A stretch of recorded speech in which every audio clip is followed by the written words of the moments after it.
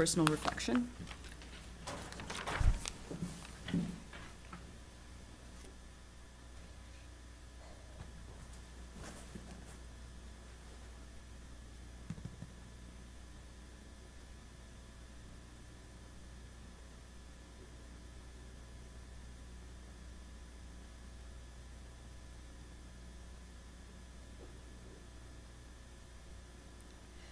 Thank you. I will say to everyone that I certainly had thoughts for our community during this COVID-19 crisis, wishing us well, hoping that we're going to be okay, and also thinking about people who are losing loved ones during this period of time. It's particularly hard because it's hard to mourn when we lose people at this time. I'm thinking of Councillor Hollingsworth's mother. I'm thinking of our colleague Diane Brown, who lost her brother, Paul. So it's very difficult now. I know that Chief Lister also lost his mother, so our thoughts go out to them as they try to mourn during these very, very difficult times. I'll turn to Councillor Gardner and ask him to lead us in the national anthem. O Canada, our home and native land, true patriot love in all of us command, car ton bras sait porter l'épée, il sait porter la croix. Ton histoire est une épopée des plus brillants exploits. God keep our land glorious and free. O Canada, we stand on guard for thee. O Canada, we stand on guard for thee. Thank you. That was particularly lovely, Councillor Gardner. Merci. We acknowledge that we are gathering on the traditional territory of the Mohawk people of Akwesasne. Madam Clerk, roll call. Mayor Bernadette Clément. Présent. Councillors Claude McIntosh. Present. Elaine McDonald. Present. Sid Gardner. Here. Dean Hollingsworth. Present. Caroline Hébert. Présent. Councillors Maurice Dupel. Present. Glenn Grant. Present. Todd Bennett. Here. Justin Towndale. Who is going to try to join in on telephone. And Councillor Bergeron. Present. Thank you. Just want to remind people that Councillor Towndale has been deployed as part of the COVID-19 response, and so we wish him well as well during this time. I'll go back to the clerk for additions, deletions, amendments. I don't have any, Madam Mayor. Councillor McDonald. I would like to pull 14.4 from consent and put it in communications, please.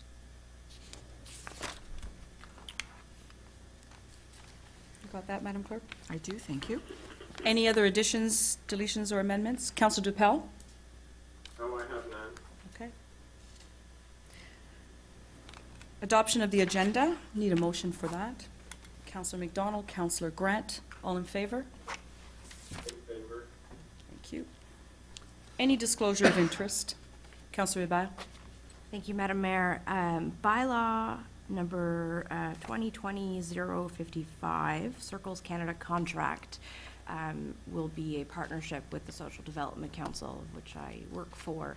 So if we can just vote for that one separately, that would be excellent. Madam Clerk, will that be okay? That is fine, Madam Mayor. Any other disclosure of interest? Seeing none, we need a motion to go into committee of the whole. Councillor McDonald, Councillor Bennett, all in favor? Carried. Favor. Thank you. Adoption of the minutes. So, whew. Monday, February 24th, Monday, March 16, Friday, March 20th, Tuesday, April 7th, Wednesday, April 29th. Councillor McIntosh, Councillor Gardner. Any discussion? Councillor Bergeron. Yeah, more of a point of, I don't even know. I attended both those meetings electronically, but I'm listed as regrets. Is that because we had not passed yet the motion to? No, I will change that. Thank you. I do want it noted when I attend meetings. Of course. Thank you. Of course. Councillor Grant? Yes, on April 7th minutes, I was attended through a teleconference.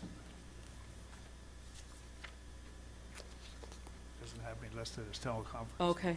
Madam Clerk? I will make a note of that and have them changed, Madam Mayor. Any other changes to the minutes? So we'll need a motion to pass the minutes as amended. Councillor McIntosh, Councillor McDonald, all in favor? Councillor DePaul? Favor. Thank you. Madam Clerk, presentations? We have no presentations nor delegations this evening, Madam Mayor. Okay. Consent and correspondence. First item is the 2019 Annual Remuneration and Expense Statement. The recommendation is that Council receive the 2019 Statement of Remuneration and Expenses paid to members of Council in accordance with Section 284 of the Municipal Act for information.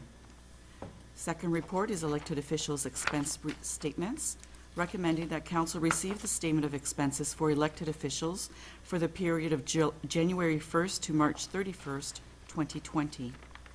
First quarter non-competitive procurement report for 2020, recommending that Council receive the first quarter non-competitive procurement report for the period ending March 31st. Need a motion to pass those. Councillor Grant, Councillor Bennett, any discussion? All in favor? In favor. Thank you.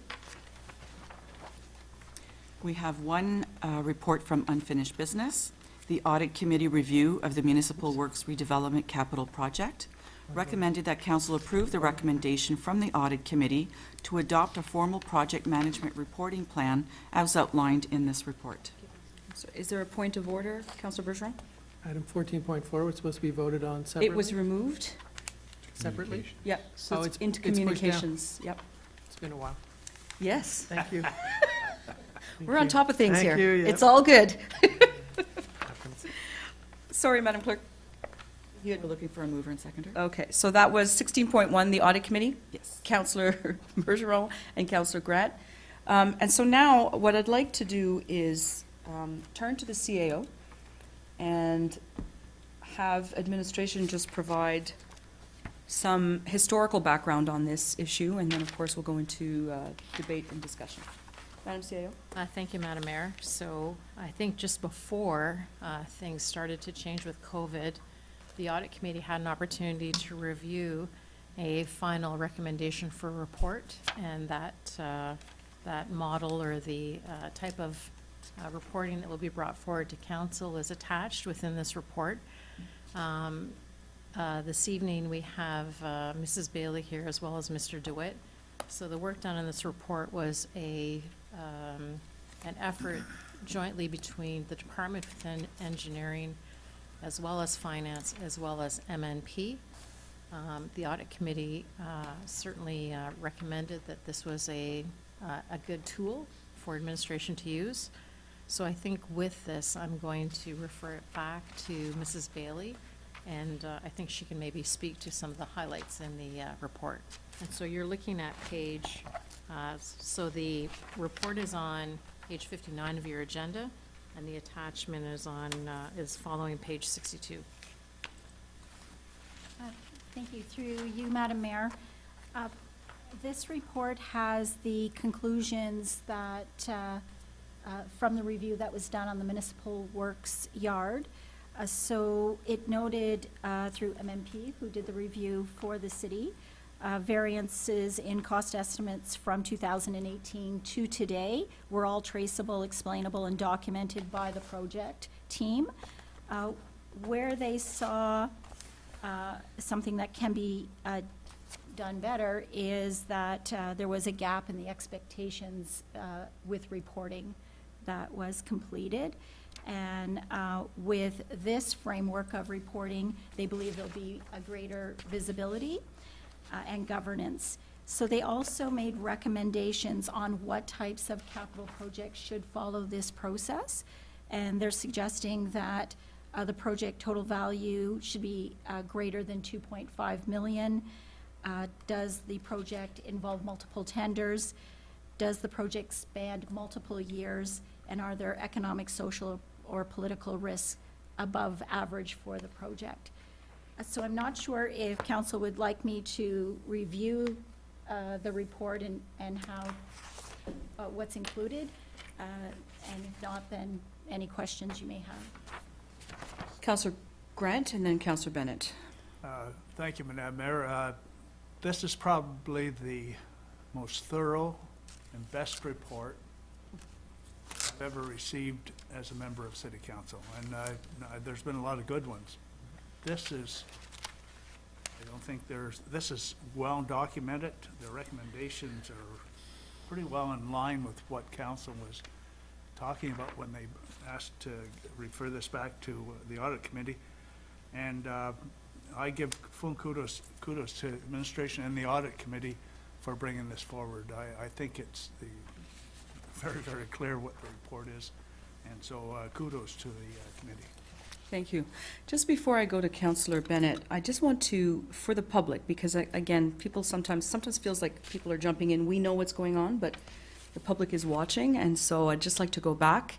The Municipal Works project is a big one, and Councillor Towndale originally brought this up as an issue before council, saying, you know, we need to keep our eye on this project in terms of keeping track of it and it's one that takes place over many years, and so we wanted to have a process to be able to keep track on it. And so this is what went to the audit committee. And so that's what we're looking at now, is the report, the result. And I'm just saying that because Councillor Towndale's not here, and I wanted to make sure that that we remembered that was a motion from him, and that the audit committee has been working, yes, Councillor Grant, very diligently with administration on this. So I'll go back to the speaking list. Councillor Bennett. Thank you, Madam Mayor. I would have to agree with Glenn. This was very easy to read, even for somebody that's not used to these types of reports. I had no problem following it, and I got a lot out of it. My question is around the criteria for the projects moving forward. Number 4 says, are the economic, social, and political risks above average for this project? I'm just wondering, what's the thinking behind having political risks in there? Like, what example could we use to make that part of our criteria? What's a political risk? Madam Through you, CFO? Madam Mayor. That would have to be determined on a project-by-project basis. So if we think that for the Municipal Works Yard, as an example, we started out with a Class D estimate. Of course, that's not a Class A, so there's a risk financially. We were unaware that the soil wasn't at a grade that we thought, and it could also mean that the soil may be contaminated. So those are things that would fall under number 4. Okay, so that would fall under political risk. Maybe I just not understanding the political risk. Well, economic, social, political. Yeah, it's the only, the whole thing, I was just trying to figure out, every decision we make could be a political risk. I'm just wondering why that would be included in, I'm not necessarily against it, I'm just wondering what it means. Is it more economic than political, Madam CFO? Well, economic is already there, economic, social, or political risks. Maybe that means that it's not only this council that would be responsible for this project, Okay. but it spans over multiple councils, Right. is what I think it would be. Madam CAO, did you want to add to that? I think, Madam Mayor, too, it's also the political risk of being accountable to the public, right? So quite often when our auditors come in and they look at certain thresholds and reviews that they do, they always look at the political component. What if there was an error and it was determined in the community, or having to report that back to the community based on a council decision, right? So if there's a significant, we talked about economical, but there could be budget implications. We could have projects that have other levels of funding from upper levels of government, right? All of those things would factor into, I think to your point, yes, almost everything that you do has a political decision to it. But if there's, so I think this is certainly for a council's consideration. I was just curious why it was there, and that explains it. Thank you. Okay. I have Councillor Bergeron and then Councillor Mack on my list. Councillor Mhm. Bergeron? Can I make the motion to put this forward, or are we just having a discussion? I think we already have a There's a mover and a motion. seconder. You moved it already, and then Yep, it was seconded just by making Councillor sure. Grant. Yeah, I sit on the audit committee, and I just want to give a little bit of feedback on this. And the two things that stand out, the one is that you already pointed out, is that, you know, key highlight here is that there was a gap in expectation for reporting. And that just means, moving forward, we'd like that to be a certain way. And that's what this report does. It's not just about this one project. It's about all projects that, moving forward, that fall within this threshold. And from what I can tell right now, we're talking the fire hall, the art center. What else would fall under that? A landfill project. These would all fall under this type of reporting because they fall in that kind of category of size and time. And as a counselor, these are the types of reports that I really like to see. I agree with Councillor Grant. This is thorough, and this was the request of the audit committee, and I'm glad it's come back as it is, and I fully support this. I fully look forward to every 3 months seeing this report, because this is our role as council, is to oversee these types of projects. And that can be really tricky because we don't actually participate in how construction happens. That's just the nature of our role here. So these reports moving forward, and you can see them, they're in detail already for the project underway. I very much look forward to these quarterly reports and look forward to continuing this project down that road. Thank you. Councillor Mack. Well, I just wanted to know who sits on the audit committee. One's been identified already. Councillor Towndale and myself. Okay. Any other comments? Councillor Gardner. I agree with Glenn. It's very comprehensive, very detailed, very easy to understand, and thanks for the people who put the motion forward to have this done.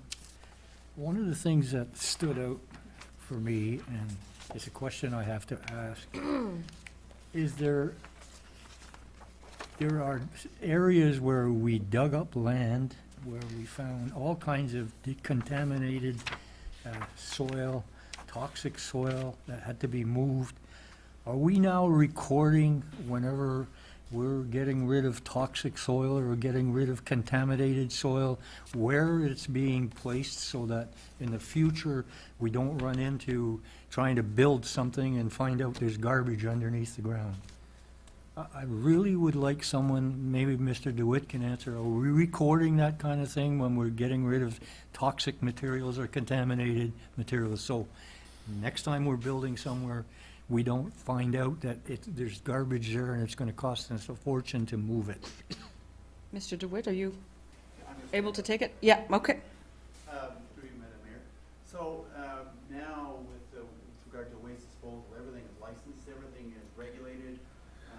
There's very little illegal dumping, if you will, and so the city has an inventory of where landfills, former landfills are and have been, and so there's no excavation that's lying there, and it's not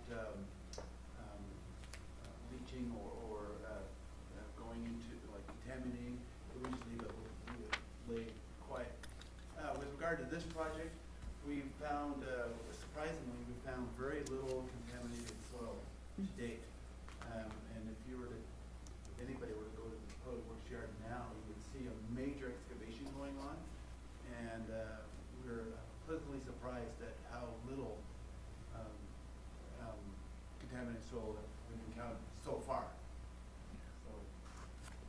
And the reason I asked the question, Madam Mayor, is there was a cost to removing some of this according to the report. And that's what really bothers me, is an extra cost for doing something that we might not have done if we knew there was contaminated soil there.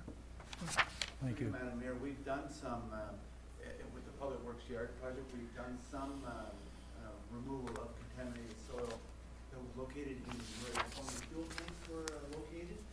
Over years, you know, there's been spillage of fuel, and that's been leaching in the ground. We've taken that, and yes, it did cost us extra money to dispose of it at the the area that we're working in now, and we've done some preliminary boreholes, and we found very little so far.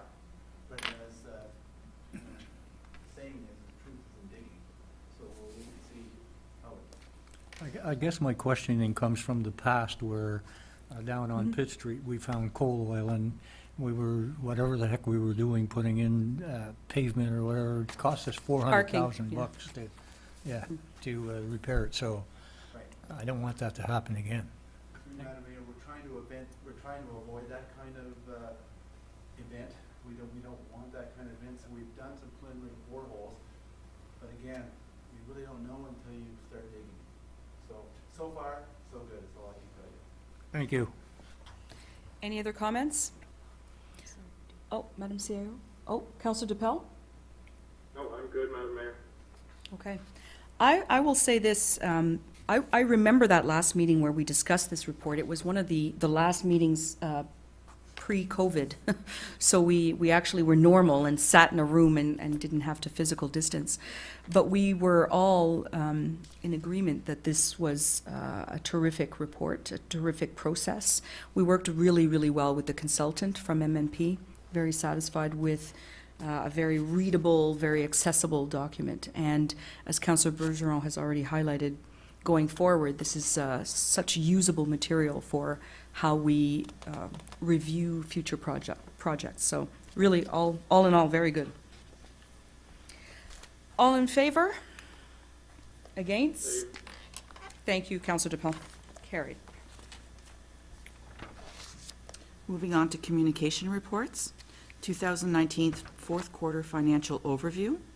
The action recommended is that council authorize the following transfers. That $251,356 be transferred to the working reserve.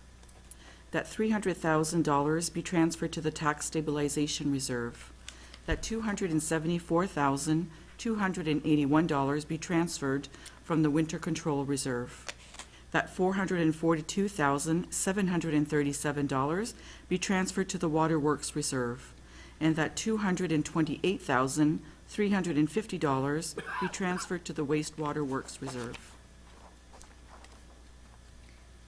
Anyone want to make a motion? Councillor Hébert, seconded by Councillor Bennett. Discussion, questions?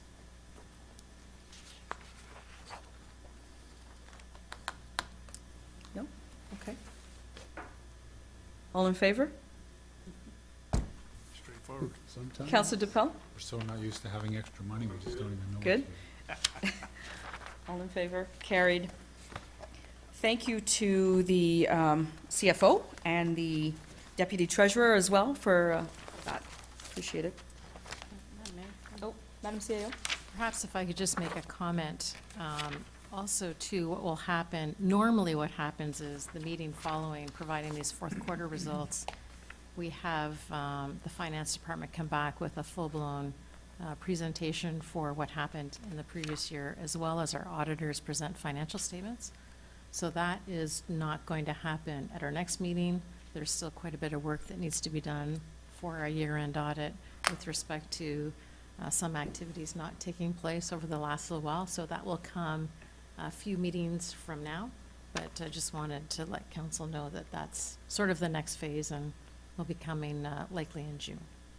So does that mean that we'll have some COVID-related information in terms of impact? Well, you'll have COVID-related information when the finance department comes back with a Q2 report. We brought a report back to council at one of our most recent meetings. So there's not really very much other with respect to a variance for our first quarter. So we'll bring back a second quarter report. It will have more information in it. Again, it will have COVID-related information. We're still also getting some information from the province. There are other things that potentially are coming to us to be funded, that might be partially funded. So we're going to continue to monitor that because there's announcements still that are occurring every week that affect different sectors. Thank you. Had I called for the vote, Madam Clerk? Yeah, okay, next item then. Beyond 21, request for funding. The action recommended is that council provide funding to Beyond 21 in support of their renovation project at 1924 Pitt Street in the amount of $100,000 pursuant to the terms outlined in a community partnership program policy. Moved by Councillor Elaine McDonald, seconded by Councillor Hollingsworth. Debate. Councillor Elaine McDonald. Thank you, Madam Mayor, and I guess we use debate in the loose term because all I want to do is promote this recommendation, absolutely. I think Beyond 21 serves the city of Cornwall in just an exemplary fashion.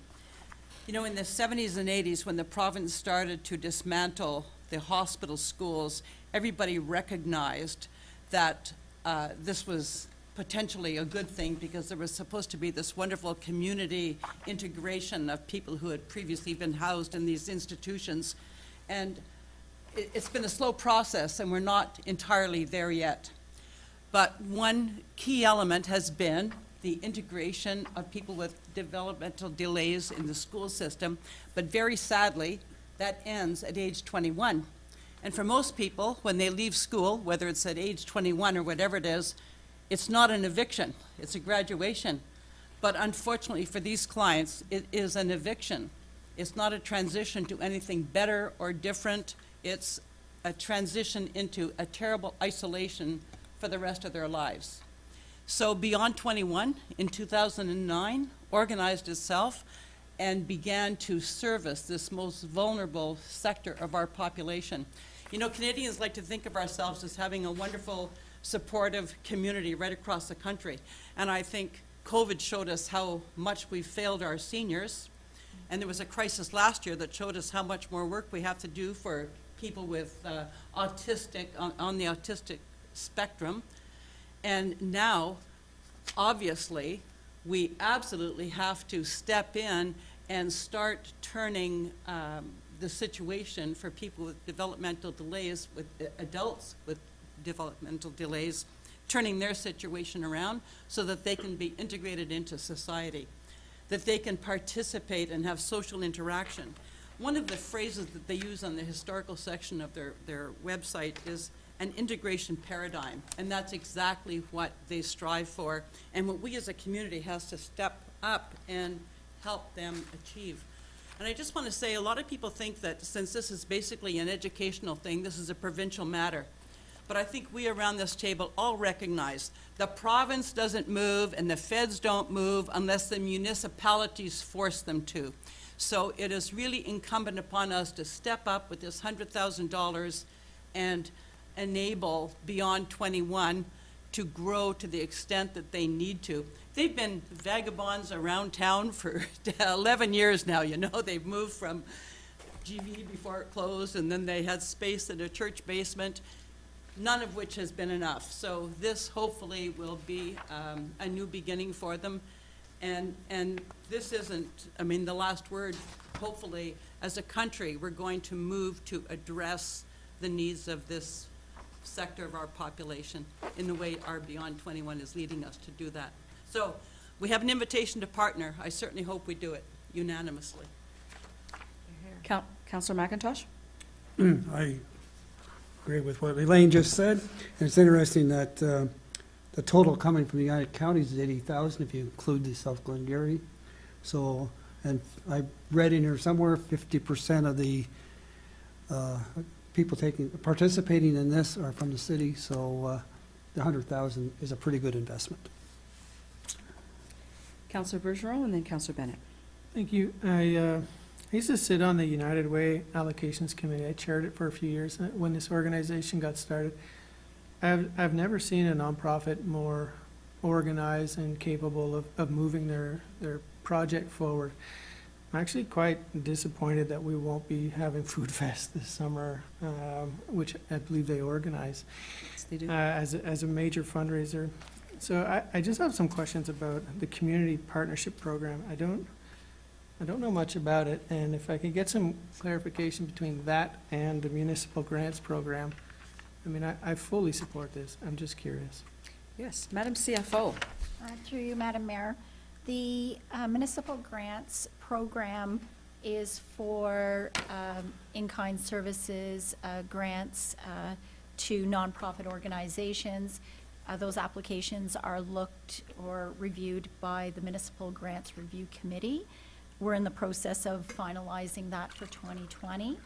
The community partnership program policy, which was approved by council at the beginning of the year, was done because there seemed to be an avenue missing for capital projects for organizations in our community to approach council for support. And so council approved this policy for those types of capital endeavors. So there's criteria and eligibility, et cetera, that go with the policy, but that was the reason for the policy. Thank you very much. Councillor Bennett and then Councillor Hollingsworth. Thank you, Madam Mayor. I'm not sure if any of us, how many of us clicked on that link that Ms. McLaren sent us with the video about Beyond 21 and what they do for their clients. And if there's one thing I got out of it, is that what this program does is it gives these people something that we all want, and that's dignity, a place to go. And there's Jane McLaren said something in that video that really resonated with me, and it's, at the end of the day, all they want is friendship. So before this, they left school at 21, and the only friends these people would have had was their mom and dad. That's it. And that seems like an awful lonely way to live out your life. And so when you watch the way they interacted, they were making friends, they were going out for social gatherings. I know that some of them have even done co-ops. And where I work, we do co-ops very often with people with developmental delayed disabilities. And it is, I can't tell you how rewarding it is, because they come in so shy, very timid, and when they leave after the 6 months, it's a different person, and it's inspiring to watch. And a lot of these adults have gone on to get jobs, and there's nothing that gives you more dignity than that, that you can actually sustain yourself. So that this program only wants $100,000 is fantastic. It's an investment in our community, and it's an investment in people that up until just a few, a couple decades ago were forgotten. So I'm really proud that this is in our home, in our hometown, and it is the only facility like it. And there's other communities that would love to have a facility like this. So $100,000, no problem. Thank you. Councillor Hollingsworth. First of all, Your Worship, I, like my colleagues, wholeheartedly endorse the program. Anything that we can do for people in this circumstance is a good thing. I just want to ask one question, I think, to the CFO. How does, in terms of Altsville Theatre, how does it work? Do we have like a contractual arrangement? And forgive me for kind of going sideways with this, but I'm getting back to a point. Do we have a contractual agreement with Altsville Theatre as an example? Oh, we do. I think it's up for renewal right now with St. Lawrence College, Altsville Theatre in the City of Cornwall. And It's a memorandum of understanding. right, and in terms of that arrangement, we kind of help them with their operating cost, right? That's part of how it works with Altsville? Operating, yes. My point is, Your Worship, and I don't think I want to necessarily make a motion this evening, but I think that with this particular organization, it might be in the city's interest in terms of a level of service to talk to them about entering that type of arrangement, because I think this is a service that needs to be in the city. It's not just a nice to have. I think it's a thing that we should have. So I'll kind of keep it close to my chest for now, but I certainly think that it's something that we should see in terms of, as was mentioned, this notion that they're out there chronically fundraising. When you think of the resources it takes to try to drum up fundraising, those resources could be used to providing a better or more improved service for the people that use this type of facility. So while I'm not prepared to necessarily push ahead with a motion this evening, I guess I'll just put admin kind of is aware that it's something I've been thinking that we need to consider vis-à-vis something similar to Altsville and I know we have a few other organizations that we kind of do, library, for example, and that kind of thing. So I'll support this for sure, something forward coming. Thank you. Councillor Ba? Thank you, Madam Mayor. I'd like to first of all say ditto to everything Councillor Lane has said so gracefully. They are certainly a service that we are so lucky to have in our community. So many other communities do not have something like this. I think it's time that they have a permanent home. It's so difficult to run your operation when you don't have a permanent home. And on a personal note, I was lucky enough to share an office building, I suppose. My office was in the same building as theirs for 4 years, and so every morning when I got to work, I got to the door at the same time as many of their participants, and as I left the building, I often left at the same time as their participants, and it was really great to see the smiles and excitement in the morning as they arrived and see how happy they were about their day as they left. And it's so much more than an educational program. It's so much more than a befriending program. It's all-encompassing. It's more than we could ever imagine. And so I'm incredibly supportive of this and would be supportive of potentially other suggestions down the road. Thank you. Anybody else? Councillor Gardner. Thank you, Madam Mayor. I think a little bit like some of the others, I have some personal experience with this. First of all, many of these folks are not a part of society. They're a segment of society that's been forgotten. On a personal note, I could speak about some of these folks for quite a while, but on a personal note, when I worked in a place where it was public, I used to have a fellow named Bob every morning that would come in doing his job with his worker. And it didn't matter whether I was in a good mood, bad mood, or crabby or happy. Bob would come walking up to me and get into my space and say, "Good morning, Sid." And the smile would come over his face, the smile would come over my face. He'd make my day every day. And now we have an organization who's going to not just take Bob and a few other people, but all of those that need the help in hand. And I'm going to support this 100%. There were other folks that were involved that weren't doing some odd jobs at Sears, what they could do. They always came in with a hello every day. And it was nice to see them doing something that was meaningful for them. So I'm 100% behind this and no question about it. The only question I have, though, is I noticed that Akwesasne was part of some of the folks that came to Beyond 21, but it doesn't show that they're doing any funding at all. It only shows funding from Cornwall, Glengarry, et cetera, South Glengarry. Is there anyone that knows if there's any funding coming from Akwesasne? Since I think they do quite well over there. Madam CFO? Through you, Madam Mayor, I'm not aware of that at this time, but their fundraising committee is in full force, so there may be something in the future, I'm not sure. Okay, thank you. Anyone else before I go to Councillor Dupel? Councillor Dupel? Yes, Madam Mayor, I certainly support it. I'm a strong advocate of people with developmental disabilities, and as some agencies are fortunate enough to be funded through the Ministry of Community and Children's Services, but those spots are all funded spots, and they're all taken through agencies that are provided that funding.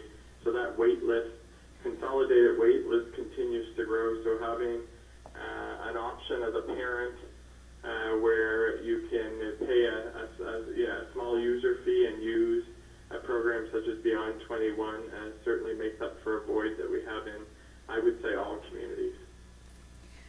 Thank you for that, Councillor Dupel, and thank you for your work at Community Living. It's important to reference that as well. So I will say, this is the Community Partnership Program policy. It's good to have updated policies. I am very pleased that I can look at this policy and read number 1, criteria for assessment, the extent to which the proposal provides the opportunity for increased community participation. So I will tell you that one of the first things that I did as mayor of Cornwall was to attend Beyond 21 because they invited me to sit down with program participants. And I sat down with them and they grilled me, I tell you, for an hour. And I have to tell you that that hour has inspired how I am in my role as mayor. Because what that taught me was about inclusion. Now, I understand philosophically about inclusion, but when you sit down with participants in this program and you get to chat with them about how they feel about their community, and when they want to know what you're going to do as a mayor, as a council, for them, for their community, for their families, for their friends, it does teach you a few things as an elected official. And I will always, forever be grateful to Beyond 21 for helping me start this term of council in such a positive and instructive way. So I am very much going to be supporting this based on a very well done policy, and I'm sure that Ms. McLaren and the Board of Directors are watching tonight as well, so I'm sure that they heard all of your great comments. So I'm going to call a vote. All in favor? In favor. Unanimous, Madam Clerk. Thank you. Now we'll go back to the report from the Integrity Commissioner with a recommendation that council receive this report. Councillor McDonald moves that. Councillor Gardner seconds. Discussion. Thank Councillor you, McDonald. Madam Mayor. I have possibly a suggestion, I guess, and it is that I'm assuming at some point the Integrity Commissioner will come and probably make a presentation to us. And when he does, I hope he would address the issue of the significance of an abstention from a vote, because there is, I'd say, a bit of a gray area in the explanations of the abstention from a vote in Robert's Rules of Order, which I think if we don't have our own rule, we revert to, we're governed by Robert's Rules of Order. And I think there that there is a suggestion that an abstained vote is not counted as a negative vote, because you can vote negatively anytime, and when you abstain, it should be something other than that, presumably. So, but I think we would have to refer to the Integrity Commissioner to give us the last word on that subject.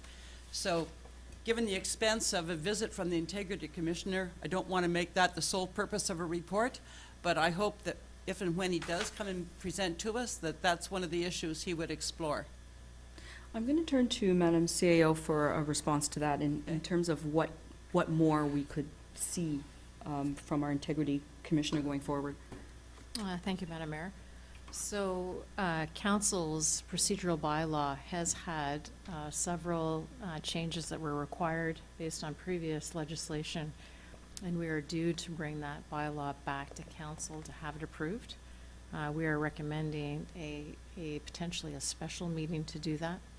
If there is a requirement to bring the Integrity Commissioner back, we can. I know that on the abstention matter, there certainly has been some dialogue and question. Some municipalities or some bylaws are drafted to say members present, right? So a vote, an abstention of a vote from members present has been sometimes deemed to be a negative vote. So I think it depends. It kind of comes back to what council would like in their procedural bylaw and how they would like that to be worded, because it is council's bylaw. But that is an item that we could absolutely have the Integrity Commissioner provide some feedback on. Please. Thank you. Councillor Hollingsworth? Just one point that's noteworthy.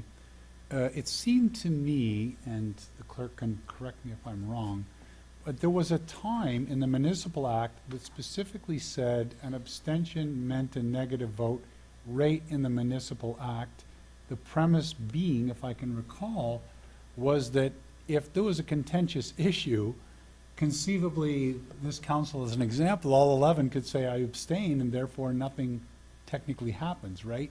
But the other thing that's noteworthy, Your Worship, is, and perhaps a question to Ms. Adams, we can put whatever we want in our procedural bylaw, I mean, within the framework of the Municipal Act, but we could say an abstention means this, an abstention means this, so, correct, if I'm not?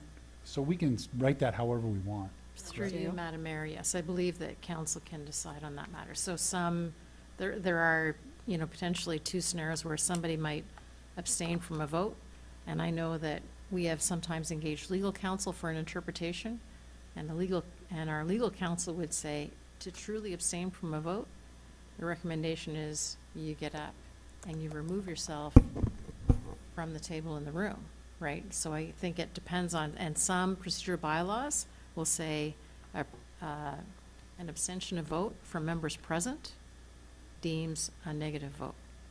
So I think that I think it's up to council to decide how they want that vote to count.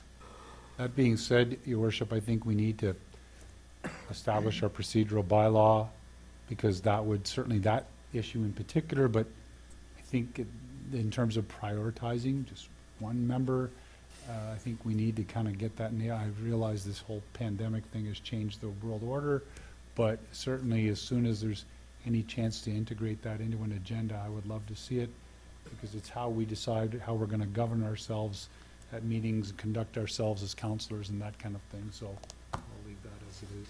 Well, I think Madam CAO is noting these Fair enough. issues and planning for Okay. further discussion. I have Councillor Grant and then Councillor McIntosh. Councillor Grant? Thank you, Madam Mayor. There's an item called past practice that I was familiar with as, and when they get into contractual language, it was called a estoppel argument. And we have always, as long as I've been around this council table, if you abstained, it was a negative vote. Always. And it's only been recently that we've started to see abstentions. But our past practice has been around this council table, as long as I've been here, is you abstain, it's a negative vote. So that's what I say. We can continue that past practice until we put something definitely in writing. I don't know if Madam Clerk wants to comment on past practice. Not on past practice, but I know that the CAO and the director of, or the general manager of human or corporate services, we've had that conversation quite a few times. We're working it out. We're writing down our concerns, and we're going to be looking to our integrity commissioner to help us with the perfect wording that we can not the perfect wording, but the wording, I think, that would answer all of these questions. And then it'll be back up to us to discuss and debate. Thank you. Councillor McIntosh? Mr. Fleming's on a retainer. What's that This is- retainer per? It's an hourly rate, Oh, yeah, so it's not. when he it's- opens a file, he charges us. It's an okay. hourly rate, Okay, and we budgeted for that in yes. this budget? It's interesting when I read that no public complaints in a year. No. No? None, eh? None. Hey, don't jinx it, Councillor Mac. That's it now. Knock on wood. My Way to go point, now. the point is that when I worked in the newspaper business, we were obliged to run a box saying, if you have a complaint, you contact, there was a legal department for all newspapers. They paid into this. It's like an integrity commissioner. And we advised people that if you have a complaint, I never liked it, but call this number and deal with them. Do we have this on our website? Yes, We do. Okay, so public can be aware. Okay, it sounds great. I thought we'd have more than, we'd have complaints, because it's Send them to you now, Claude. So- not that I'm looking for them, but.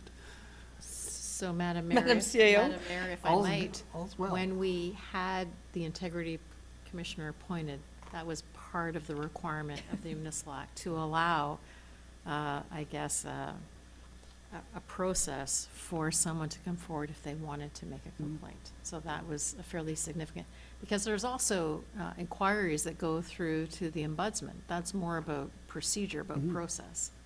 But complaints that might be, or inquiries that might come through the integrity commissioner go beyond that. It could be conflict of interest, it could be, I make a habit of reading just about every small daily newspaper on Ontario Online at least once a week, sometimes more than that.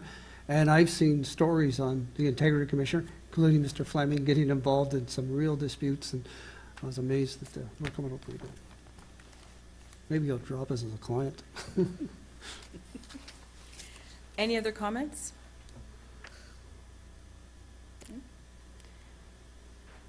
All in favor? In favor. Thank you. Carried.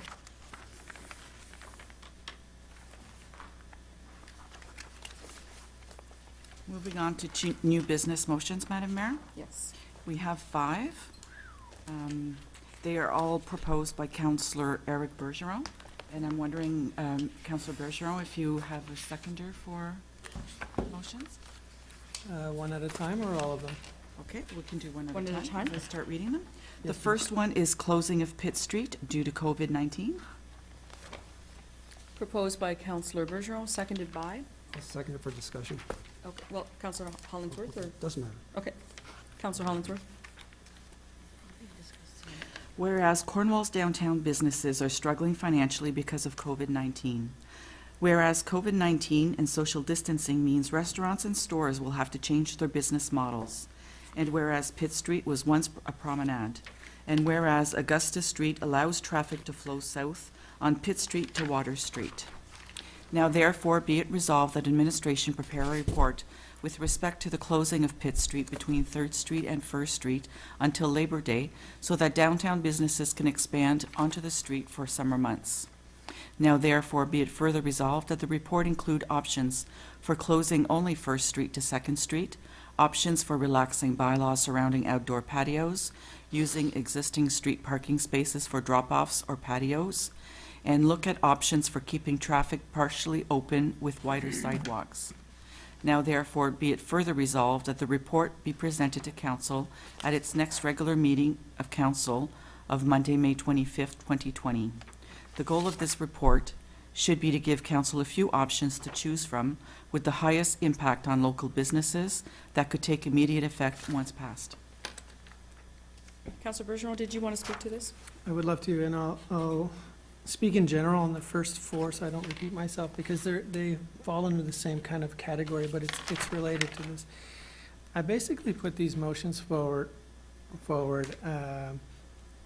in terms of what can we as a council do to help our local economy. And for the last 8 weeks, I've been struggling with how council can actually implement rules, bylaws, lessen things so that local businesses can feel the impact of COVID-19 at a minimum. What can we do? And so in this one specifically, I think it's important to highlight that we're just asking for a report here. I'm not putting any motions forward. I'm not asking to close Pitt Street. I'm asking for a report to see what effect the DBIA, the Chamber of Commerce, the businesses downtown would say to something like that. I think moving forward, knowing that social distancing is going to be with us for a little while, that restaurants aren't going to be able to be full at the very least until Labor Day. I can't see that happening. So this is meant to be a report. What can we do downtown? What are the things? And I look at drop-offs.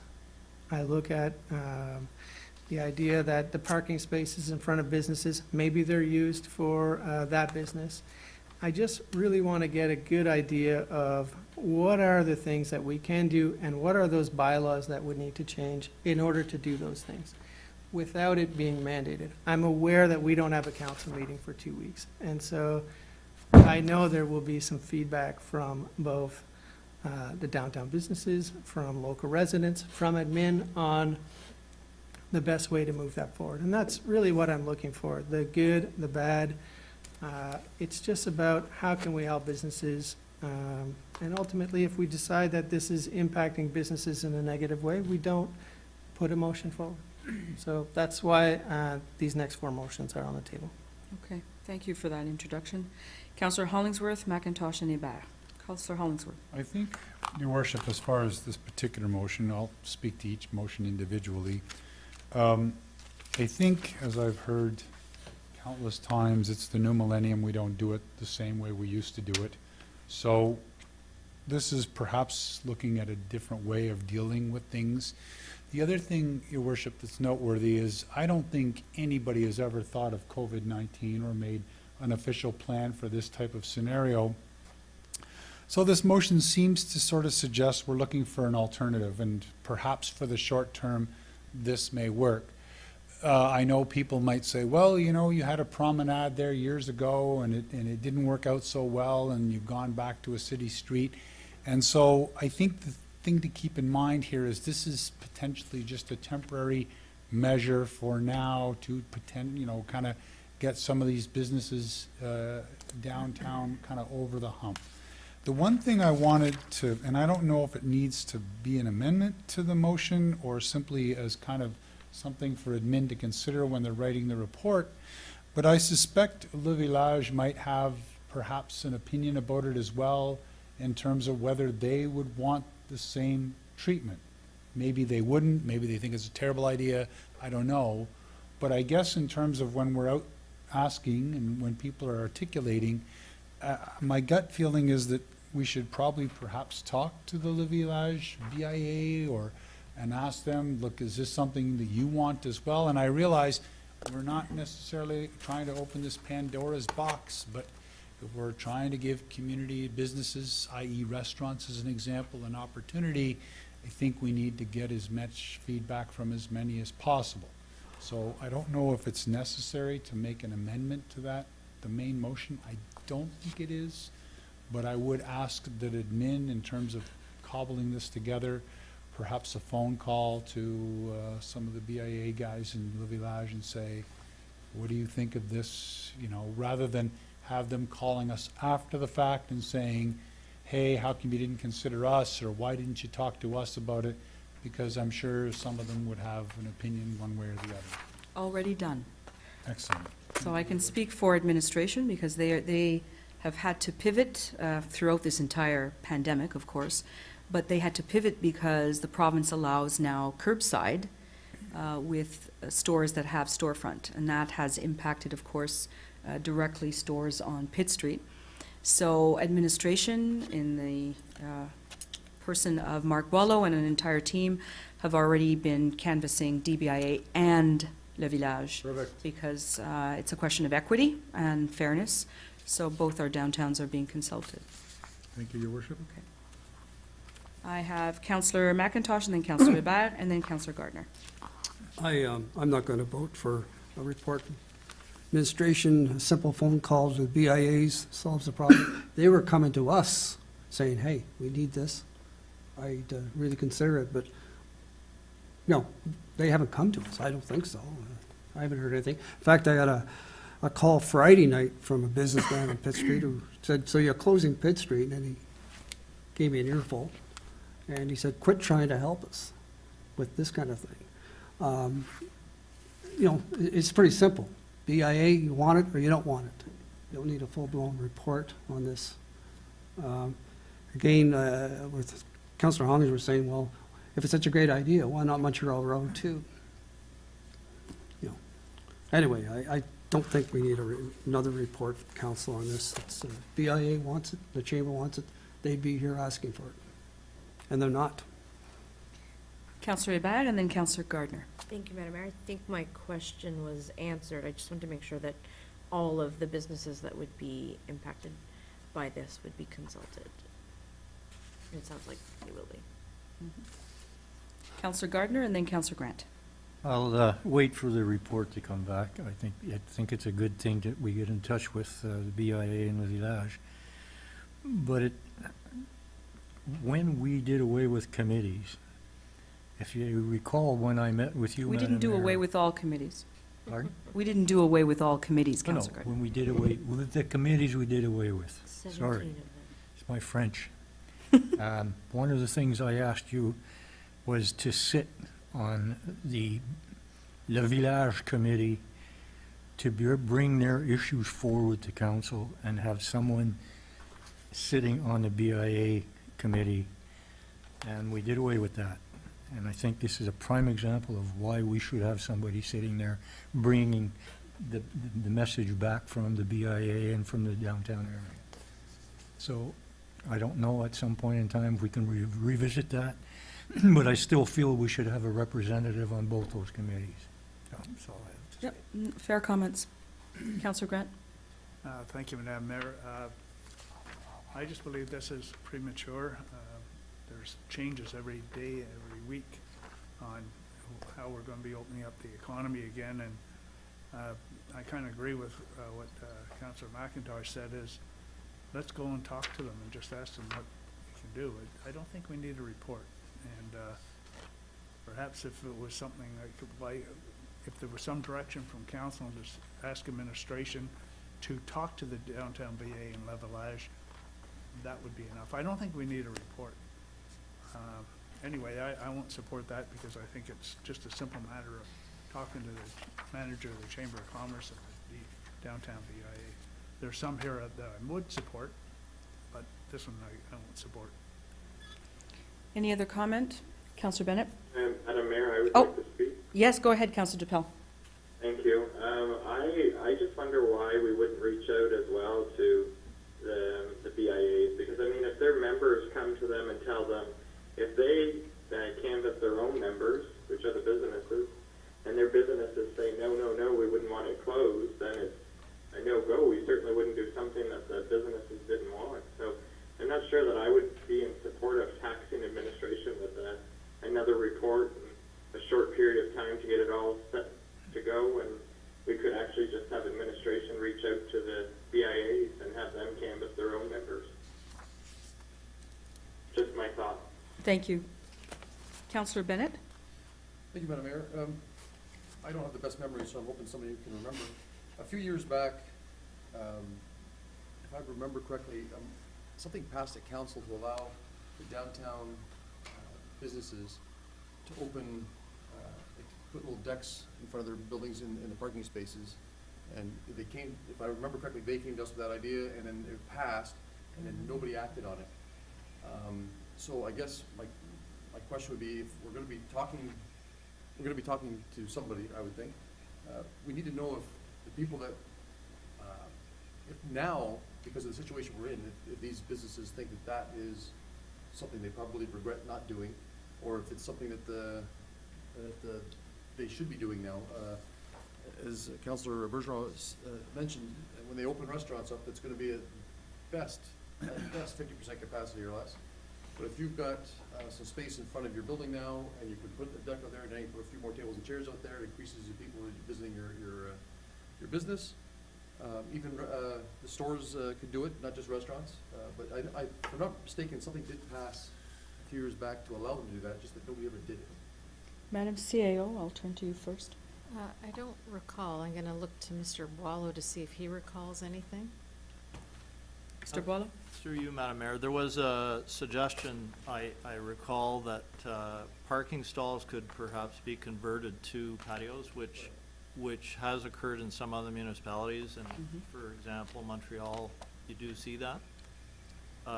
In Cornwall, I have to say that Pitt Street, as much as we've taken away the promenade, it was designed in a way that has allowed for anyone who was wanting an opportunity to put something out on brick pedestrian space, really has that opportunity. So there is less of a need for example, parking spaces to be converted to what you might see in Montreal in more urban locations.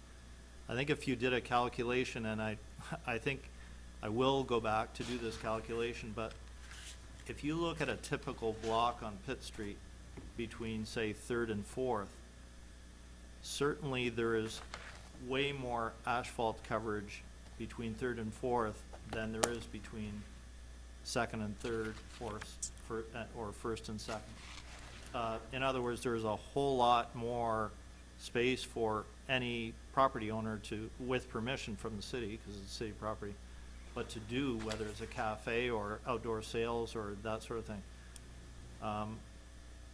It's also a one-way, so if you're sitting there and facing south and traffic is coming from the north, it gives you a fairly uncomfortable feeling to be facing when cars are, you know, coming very close to you on a relatively busy street. So I think that was one of the other concerns with converting parking spaces to, whether it be seating area or otherwise. I'm happy to provide any information that that council would like to see on the subject of, I suppose, not just closing Pitt Street, but as the motion talks about, alternatives. I do want to say further to what the mayor has talked about, we have been in considerable conversation with both BIAs in the last few days. A lot of information, largely because of the curbside that started today, technically today, although some curbside was occurring in the last little while. But conversation with them to make curbside proper. So what we're trying to do is, in the interim, we're trying to set up so that curbside will occur in little pockets of parking along the streets. And this will occur on Pitt Street, on 2nd Street in the downtown. We've had those conversations with Dr. Zabuk and Mr. Lefebvre and the BIA. We're going to be assigning spaces for curbside pickup in Le Village. So it's all being looked at. And if council wants to talk a bit more about different design for the next few months, we can do that. That's up to council. Thank you. I guess all that to say for me is that I love the idea, I really do. But to Councillor McIntosh's point, they have to want it, because we did, I remember that some businesses were given the opportunity to use their spaces for patios, and I never saw it happen. So if we're having a conversation with the BIAs and they say this is something they want, then I'd be all over doing whatever we could to facilitate it. Any other comments? Anybody else on the first round? Councillor McDonald.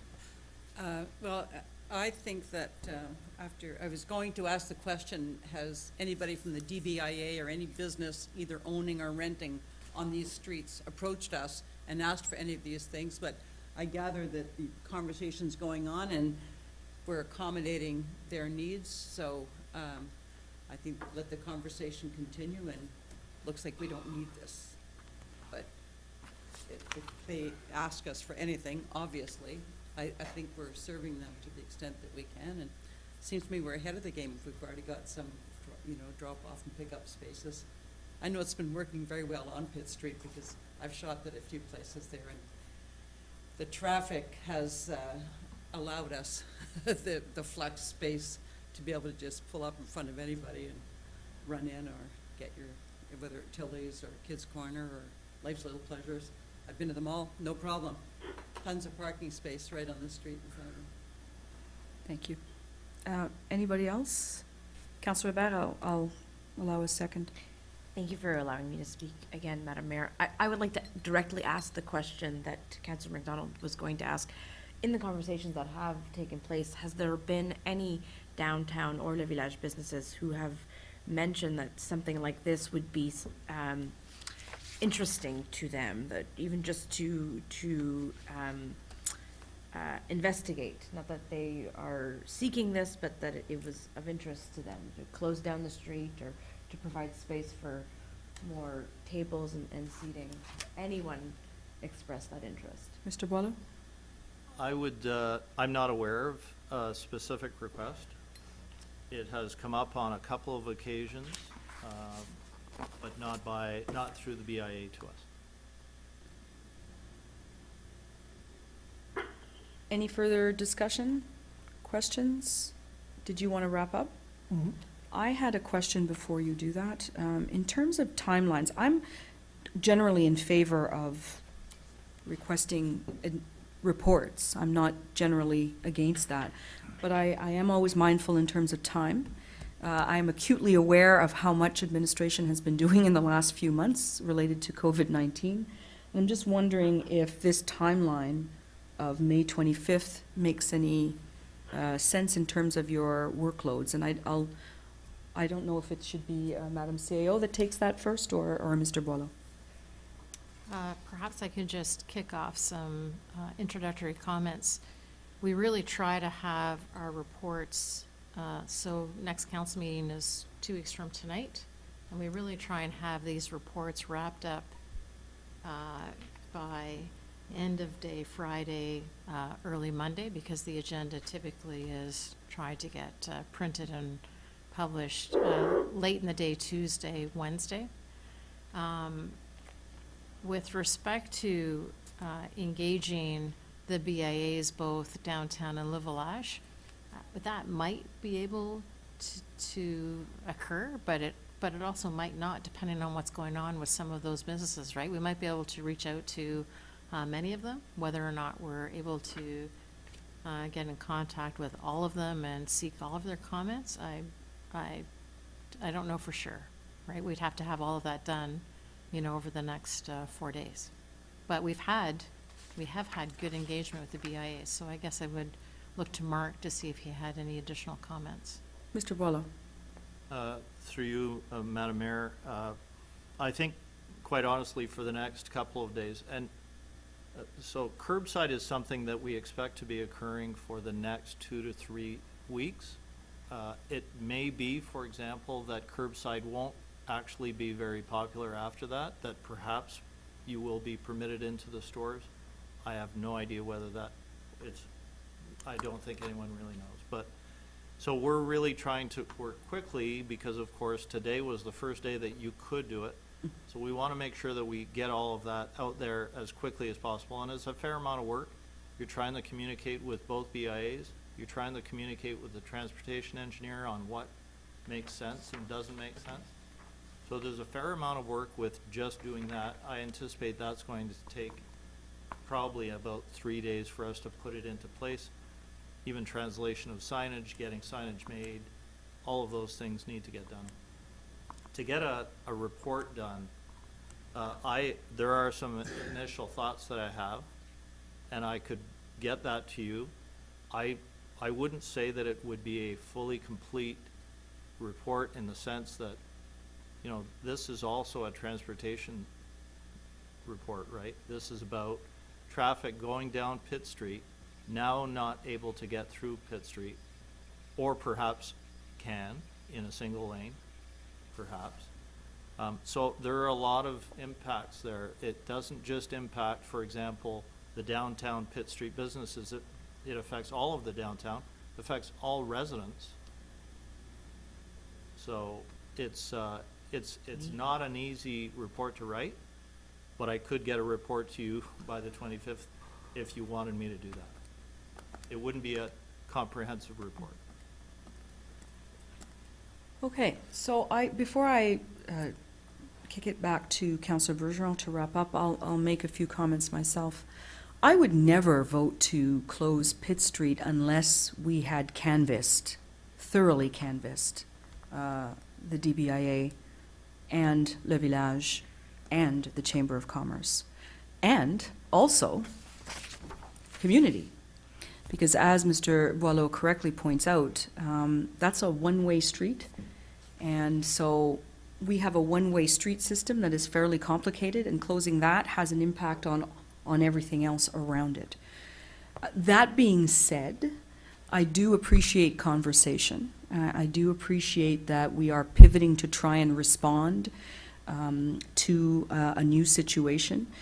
I suspect, though, that we'll put potentially restaurants in conflict with the stores that are trying to do their curbside, right?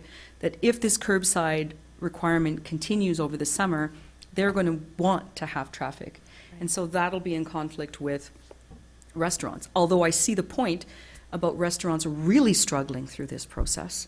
And with physical distancing, they will need twice as much space to be able to accommodate a recovery. So I understand all of those moving pieces, and I appreciate the conversation. So I'm generally supportive, especially if administration can say that they can provide a report in that timeline.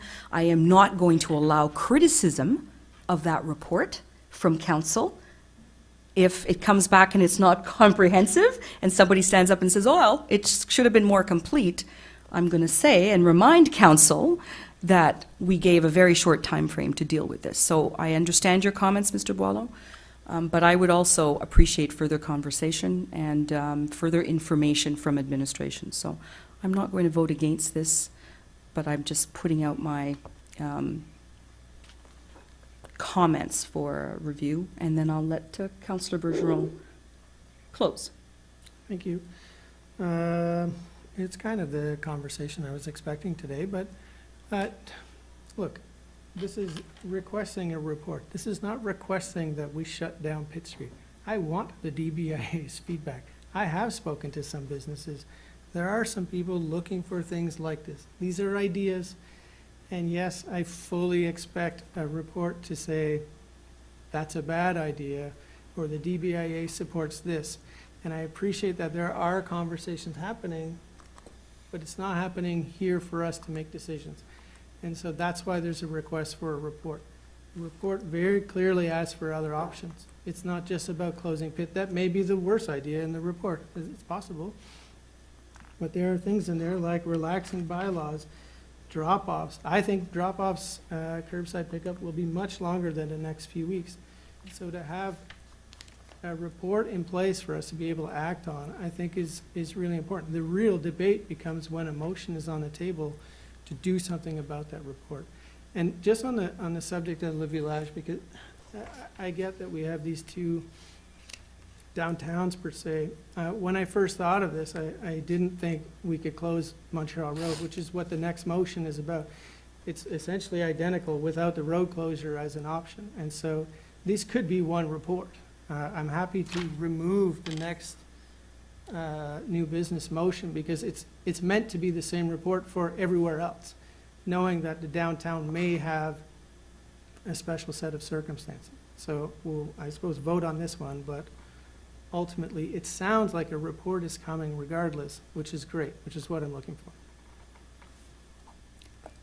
Any further comment? I'm going to call for in favor of requesting a report from administration. Councillor Duppel? No, in favor. You're in favor? Yes. Okay, and against now? Carried. So your second one, would it be the business parking one, Councillor Bergeron? It would. And Are you merging that one then into, I'll remove this motion because it sounds like the report that was just approved would identify that as well. that's fair. Order? Councillor Grant? There really isn't any direction in the first one to talk about the second one. But the councillor is requesting that it be removed, so I'm just going with what's being requested. I was going to be fully supportive of this one, but I'm not, wasn't supportive of the first one. Well, if I can get a seconder for this motion, I'll put it on the table. So- I feel the report overlaps a lot with what we just said. Maybe that's a good thing. I'll leave it on the table. Thank you. Now, Okay. second. Okay. Madam Clerk? Business parking for COVID-19. Now therefore be it resolved that council requests administration to prepare a report on parking rule changes for the remainder of 2020, including but not limited to ending paid parking within city limits, relaxing parking bylaws to allow for curbside pickup, allowing businesses to claim a parking spot in front of their business for expanded shopping space, to identify spaces for expanded pedestrian access for social distancing, and for possible expansion of bike lanes throughout the city. Now therefore be it further resolved that this report be presented to council at its next regular council meeting of Monday, May 25th. The goal of the report would be to provide a series of suggestions on which rules would impact the local business community the most and at what cost to the city.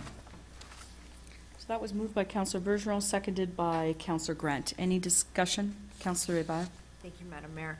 I'm just wondering if we could look at other council meeting dates for some of these reports, because it looks like they're all asking to be returned at the next council meeting, and I think our administration Yep. is already pretty busy dealing with a crisis.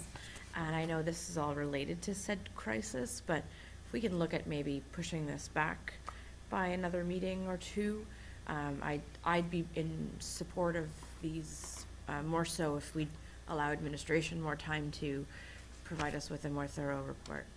Fair point.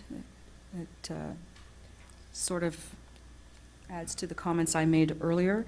However, this one is potentially connected to the one that's coming, that's already being provided by administration. I will want to hear your comments again on the remaining motions, Councillor Ibar. Sure. Yeah. Okay. Councillor Grant? Thank you, Madam Mayor. It's not that difficult to take parking away from the downtown area, et cetera, because it's just a matter of putting a bag over top of the meters. The city cooperates with some, like say Trinity Luncheon.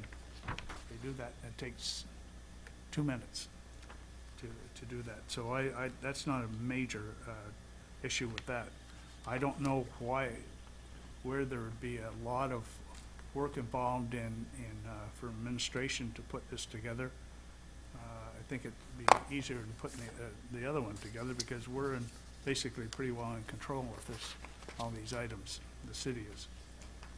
So I hope we support this one. I think the parking I'm not in favor of parking anyway, paid parking in our downtown area, and this maybe be an introduction to removing that parking down the road permanently.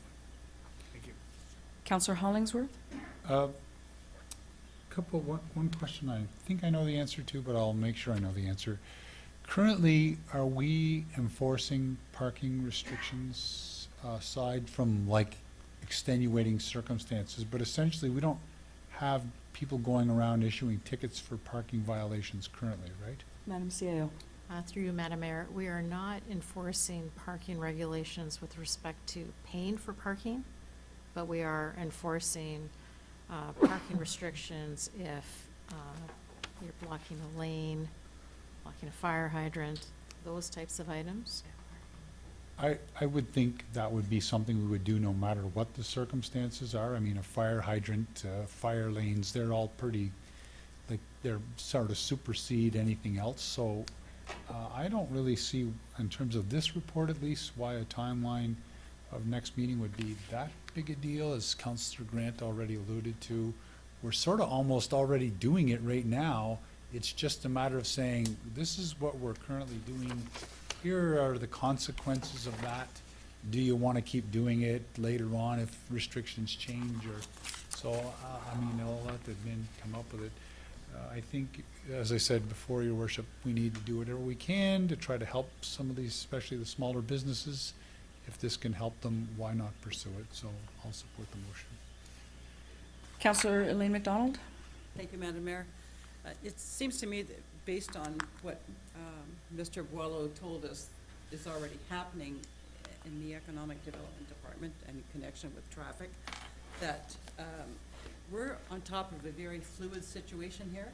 And I think economic development is on top of that situation. And things are changing, and I believe we're adapting to the changes, like just the fact that we don't ticket people right now unless they're, blocking access to a fire hydrant, that sort of thing. I think a lot of this is already happening. And I don't think it needs a council diktat to happen. I think our administration is ensuring that it happens, and I think they're very in tune to what's on the minds of the DBIA and Le Village. So I think this is a layer of work that is already being done, so I'm not in favor of imposing it. Thank you. Councillor Gardner? Question to Mark Boileau. Mark, is it pretty simple to roll this one into the first motion that we put forward, and we ask for a report and just simply roll that into this one here into the first one? Mr. Boileau? The Through you, Madam Mayor, this one is probably easier and more in line with the efforts we're currently trying to achieve. And so it could easily be, it could more easily be prepared for the 25th than the first report. The first report is design-oriented. And so if council felt that you wanted to, ease up on the report writing, certainly this matter could easily be resolved quickly, while the second one, if it was to be done comprehensively, would be challenging for the 25th. I think I made that point earlier. But. Okay, so I'll vote against the second motion. Any further discussion? Councillor Dupel? I'm okay, Madam Mayor. Councillor Mack, did you want to comment? Correct, Go ahead. Yes, Glenn referred to downtown parking, but this suggests parking within the city limits, which would include probably Augusta Street, several other places that are outside the BIA and such.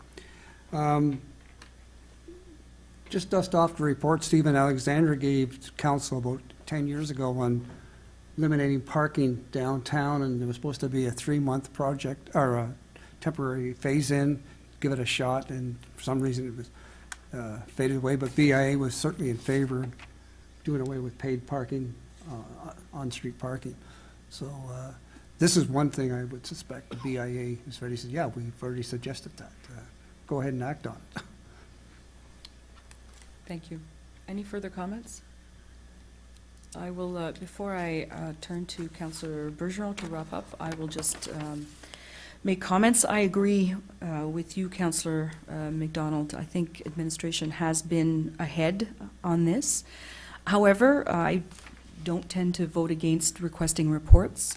I will, however, remind Council that in 2 weeks, if the report is not as comprehensive as you would like, I am going to remind Council that administration only had 2 weeks to respond to this information. So you heard me say it again, but I'm going to support a request for the report because I think we should continue to have the conversation around the council table. Councillor Bergeron. Thank you. My only comment would be that I'm very happy admin is ahead of us on this. That's why there's a request for a report. I want to see this. I want to see what conversations you are having so that we can pass policy to help you in what you're trying to achieve. That is ultimately the goal of all 4 of these reports. All in favor of requesting the report? In favor. Thank you, Councillor Dupel. Against? Carried. Next one. Our third one is outdoor gardening, proposed by Councillor Eric Bergeron. Is there a seconder? Councillor McIntosh? Yeah. Go ahead. There you go, man. Now therefore be it resolved that council requests administration to prepare a report on bylaws related to outdoor gardening, backyard farming, and urban food production in order to look at how we can relax and/or modify our current bylaws in order to help promote food production within the city's limits, including on an individual property basis and in community-operated gardens. Now therefore be it further resolved that this report be presented to council at its next regular council meeting, May 25th.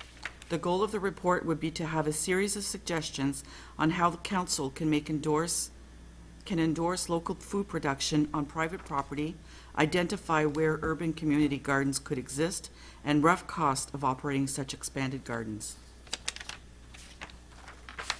Bylaws to consider and review: backyard gardening, front yard gardening, lawn care, chicken coops, food production, urban farming, greenhouse growing, community gardens, cooking, and use of fire. The report should also explain any Eastern Ontario Health Unit rules about food production on personal property within city limits that may overlap with the city's own bylaws. Councillor Bergeron, you made introductory comments. Did you want to make more, or are Yeah, those this one- comments? This one's a little bit different, so just quickly, first of all, I'm open to the date being changed on this one. I get this one is a little more comprehensive and doesn't exist. I do worry about the timelines. of enacting something like this if we do decide to move forward. We'd be talking June 9th would be the meeting after that. So if someone wants to make that amendment, I'm happy to oblige. This one is much more about, look, we've sent a press release, we've said we support backyard gardening, and to me, council supports things by policy. And these are, this is a request for reports on what can we actually do to implement some policies. If we believe as a council in food security and that people should have the right to grow food on their property, then what bylaws are out there already, what constraints are in place? And the item about the fire is not to bring back the fire debate. It's about, and I saw a release went out today after I sent this, about the rules of cooking were sent out to the public today. So that was kind of what I meant in that item is, look, people, if we support food security, then what does that mean? And this is what I'm hoping the report comes back with are, here are the series of bylaws that we would need to look at. Here's the conversation we would need to have. I think this is a pressing issue. I would like to see it at the next council meeting, but like I said, it's about priorities for us, I suppose. I have Councillor Abad and then Councillor McIntosh. Councillor Abad. Thank you, Madam Mayor. I would like to talk about the date, as I do agree it is pressing.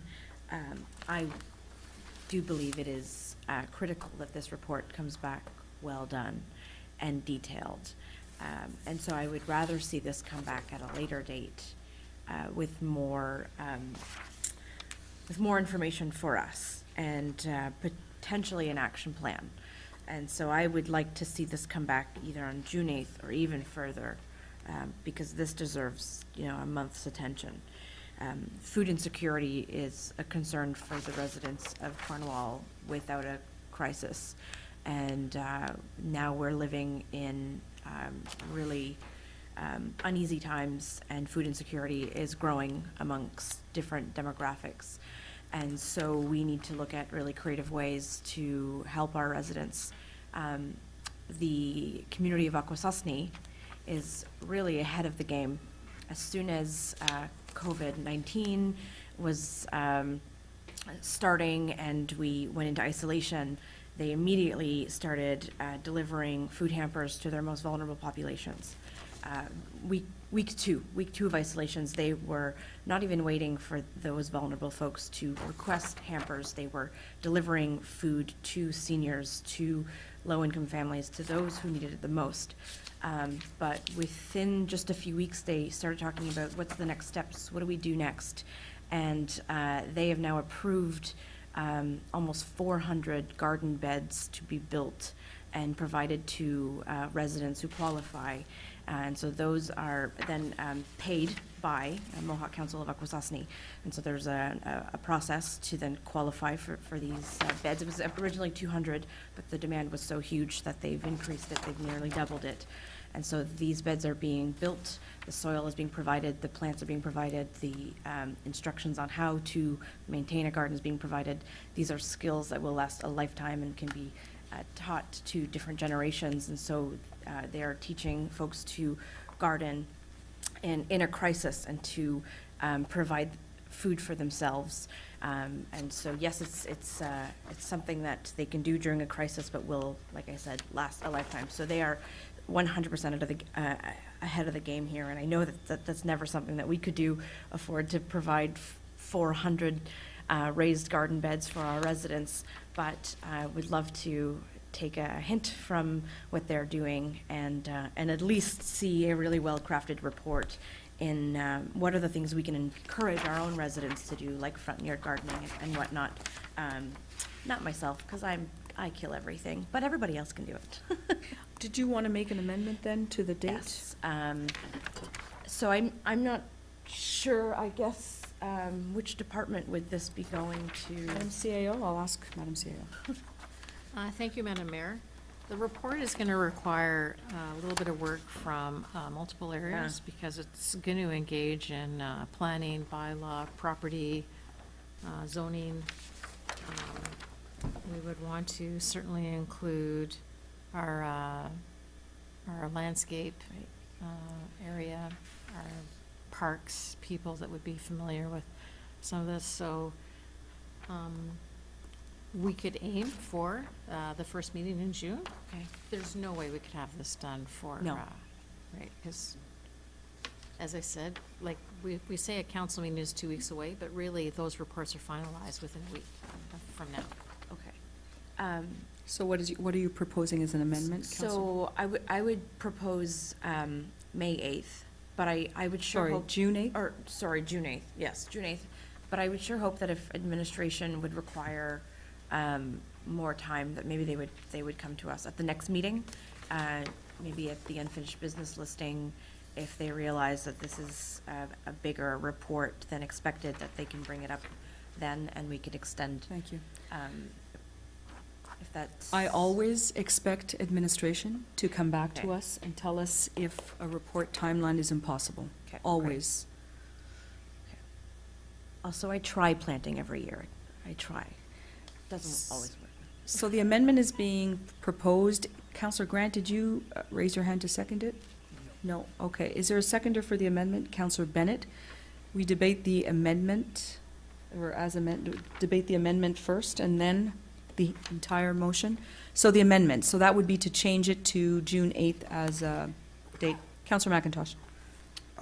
It's too late for this year. I don't know if Councilor Bergeron has put his garden in yet, but I'm going to be tilling tomorrow and planting on the weekend. And Labor Day, the Victoria Day weekend is the big planting day. That's when everybody, except for cucumbers, you don't plant them until about June 9th. And it comes to community gardens, by the time you till the soil, let it sit for a year, as Mr. DeWitt would know as a farmer, there's no rush to on community gardens. It's a good idea. They've had them before in the city many years ago. They had community gardens, but there was little interest in them, so it did away, but maybe now. Interesting things with chicken coops. That was a big issue in South Stormont. Cooking and use of fire. I'm glad you said you weren't trying to sneak in the fire debate, because when I heard that, I said, here he goes. He's trying to slide one in there. That's coming back, Councillor. Okay, but it's going to be earlier. Anyway, the date, there's no rush for this, trust me. By June 9th, if you haven't got your garden in. Any more comments on the amendment? Councillor Bennett? Yeah, I support the amendment for sure. And as Councillor McIntosh mentioned, it's definitely going to be too late for this year. But this, to just do all this to deal with the COVID situation would be short-sighted. This is a long-term thing that I think the city should be looking into for all the reasons that Councillor Rivera had mentioned. So, yeah, if this report wasn't ready until even the second meeting in June, I wouldn't have any problem with that at all, because I think the things that are here are very important. But it's not just to deal with COVID. This is to deal with some issues we've got as a community as a whole that we need to look at. And I think this report would do very well to set us up for next year and all the years after that. So for sure, even second week in June I'd be happy with, but let's go with the 8th. If you can't do it, push it back. Any further comment on this? Councillor That's the amendment. Yeah, it's still on the amendment. Madam Mayor? Yes, Councillor DePel. Oh, sorry. No, go ahead. Yeah, so I think it's too late for this year as well, so I think it should be put on the pending business list, because I'm not sure that we should be taxing administration with reports that aren't going to benefit us for this year or for this time. And I thought that the provincial government had said that our community gardens could go ahead. Oh, yes, so that's a separate issue. Yes, so our medical officer of health commented on, and the province commented on community gardens being allowed to proceed. Yeah, definitely. Those will go ahead regardless. Yes. Anything further? I'll vote against it. Thank you. Councillor McDonald. Thank you, Madam Mayor. When I read this, I immediately thought, which department? And I thought, well, community leaders like Transition Plus would be just a wonderful group.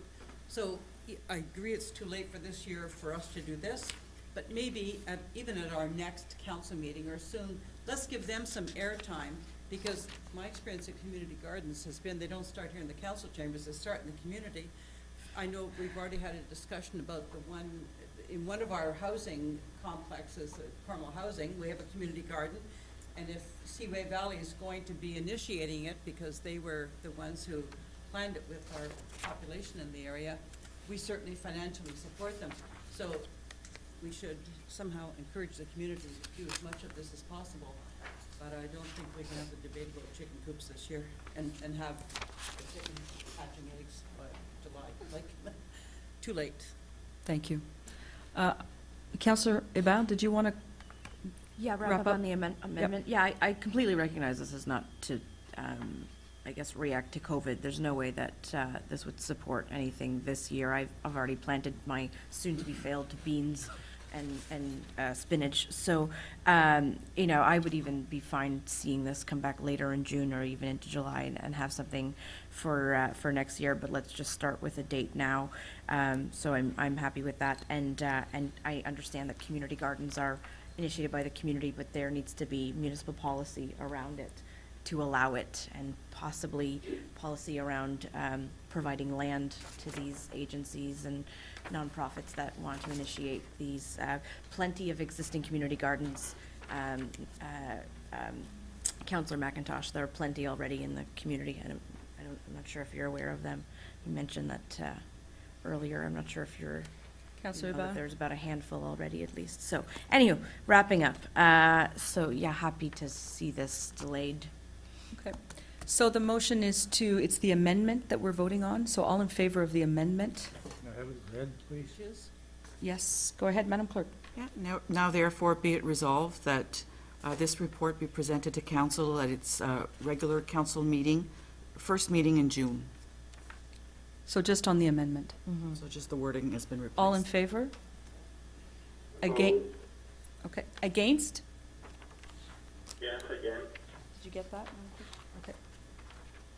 So it carries. Now, on the main motion, Councillor Grant, I will recognize you. You've been on the list. You know, I get upset because I'm thinking from an administrative perspective. You know how difficult their job has been lately? I do. I know it quite well. These things are all idealistic, and we're asking them to put what they're doing aside and give us a report on something that isn't going to happen, and it covers so many different areas. I'd be embarrassed to give this to administration to say, this is a priority right now in the next 2 weeks or 3 weeks or a month. There are so many different areas that we have to cover here. We should be embarrassed to put this in front of administration, as far as I'm concerned. They've got more on their plate than they need right now. They don't need to write another report that's covering how many different areas here. I'm embarrassed that it's even on the table. Any further comment? Okay. Councillor Hollingsworth and then Councillor McIntosh. Well, just one point, Your Worship. Policy is what dictates what we do. Policy starts here. We make a policy, then the min goes out and does it. But rather than fire half-cocked, we need somebody who knows what they're talking about to offer us some insight. Federal government, provincial government have put a number of initiatives forward that have taken on painfully comprehensive circumstances, and they've done it in a short period of time. So while I admit, certainly, we don't want to tax administration, COVID-19 is not something anybody anticipated. And so perhaps, I realize admin is going to have to kind of juggle a few balls along the way, and maybe they'll think this isn't the most important thing. And they're certainly welcome to come back to a council at the next meeting and say, there's no way we can provide you with a decent report in this time frame. But the only way we can find that out is to ask them. So I'll support the motion, Your Worship. Councillor McIntosh. So we have administration come back with a report on June 9th, whatever it is. 8th. And as it is now, they're going to bring back a report on backyard gardening, front yard gardening, chicken coops, food production, urban farming, greenhouse growing, community gardens, cooking with the use of fire. That's going to be in the report. I could support this if some of those were taken out, like chicken coops, urban farming, Community gardens is the one that strikes me. Backyard gardening, it's simple. You've got a backyard, till it and plant some seed. It's hardly see where a report can come back on that. And, you know, when it comes to food production, I have a substantial garden. I don't ever really think of it as food production. I think it's good for the soul. I love going out, working and watching things grow and harvesting the crop at the end of the year. But I believe me, I could not feed my family on what I grow in the garden for the rest of the year. But anyway, I like the idea of community gardens, taking a look at that. But some of the other things in there, I just think it's it's how you give a report on chicken coops. Why would we even want to? I'm not sure. But I'd like to see, I don't know if Eric would be willing to look back and take some of those out, or... Well, there is an issue here with new business motions. Some of these discussions do need to take place amongst yourselves, between council meetings, at council meetings, after, before. You can't just have these conversations around the council table. So that's what I'm going to say at this point. So unless you're willing to make any amendments, I'm going to go on to the next speaker on the list, Councillor Mack. I'll make an amendment then that we ask for administration to give us a report on the viability of establishing community gardens. Now, I have to ask Madam CAO and the clerk whether that is an amendment that is in order. May I ask a question, Madam Mayor? Yes, go ahead. So out of the list at the end, on the second side of the page, are you proposing, Councillor McIntosh, that remove every area Everything except for for community community? gardens. Then that would be in order. So is there a seconder for that amendment?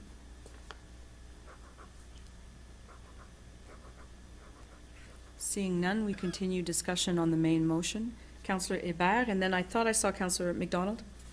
No? Okay, Councillor Hébert. I just want to mention that a lot of these items here on the list likely already have policies. I'm sure there is somewhere deep in our bylaws that state something for or against front yard gardens or chicken coops, etc. So I think really it's just to bring forward things that already exist and possibly solidify something more concrete, and maybe change some things if we're not necessarily 100% in favor of them.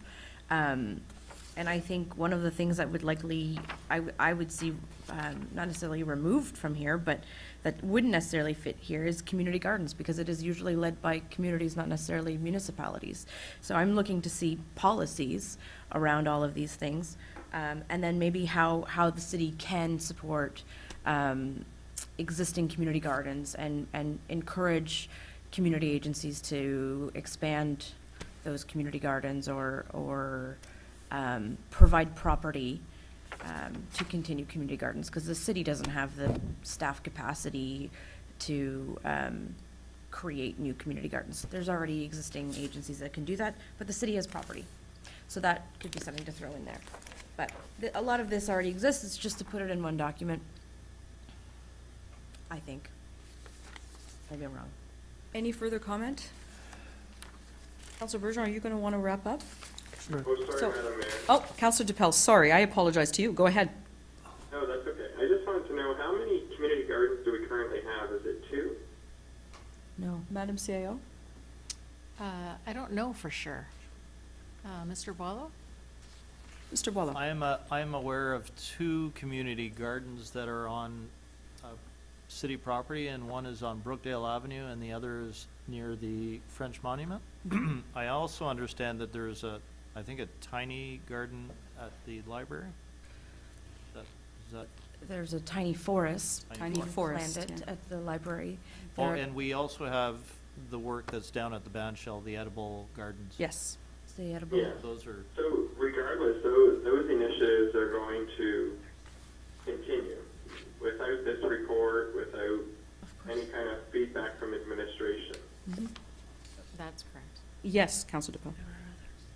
Okay, thank you, Madam Mayor. Okay. There are projects at social housing, there are projects at Seaway Valley Community Health Center, there are projects out in front of the Justice Building, there's a project right here next to the fire station, there are numerous runs, I would say about 6, 7, maybe 8 across the community. Okay. Councillor McDonald? No, I was just going to mention that too, that there's one in Glenview, for example. There are other community gardens that aren't on municipal property, strictly speaking. Community. Any other comments before? So before I ask Councillor Bergeron to wrap up, I will make some comments. I'll just go back to Councillor McIntosh. Your point is well taken, that it is best to have more discussion amongst ourselves. I think that this is very interesting from a direction point of view, that it does, as a package, fit into our strategic plan. So on a long-term basis, I think that this is something that is important to look at.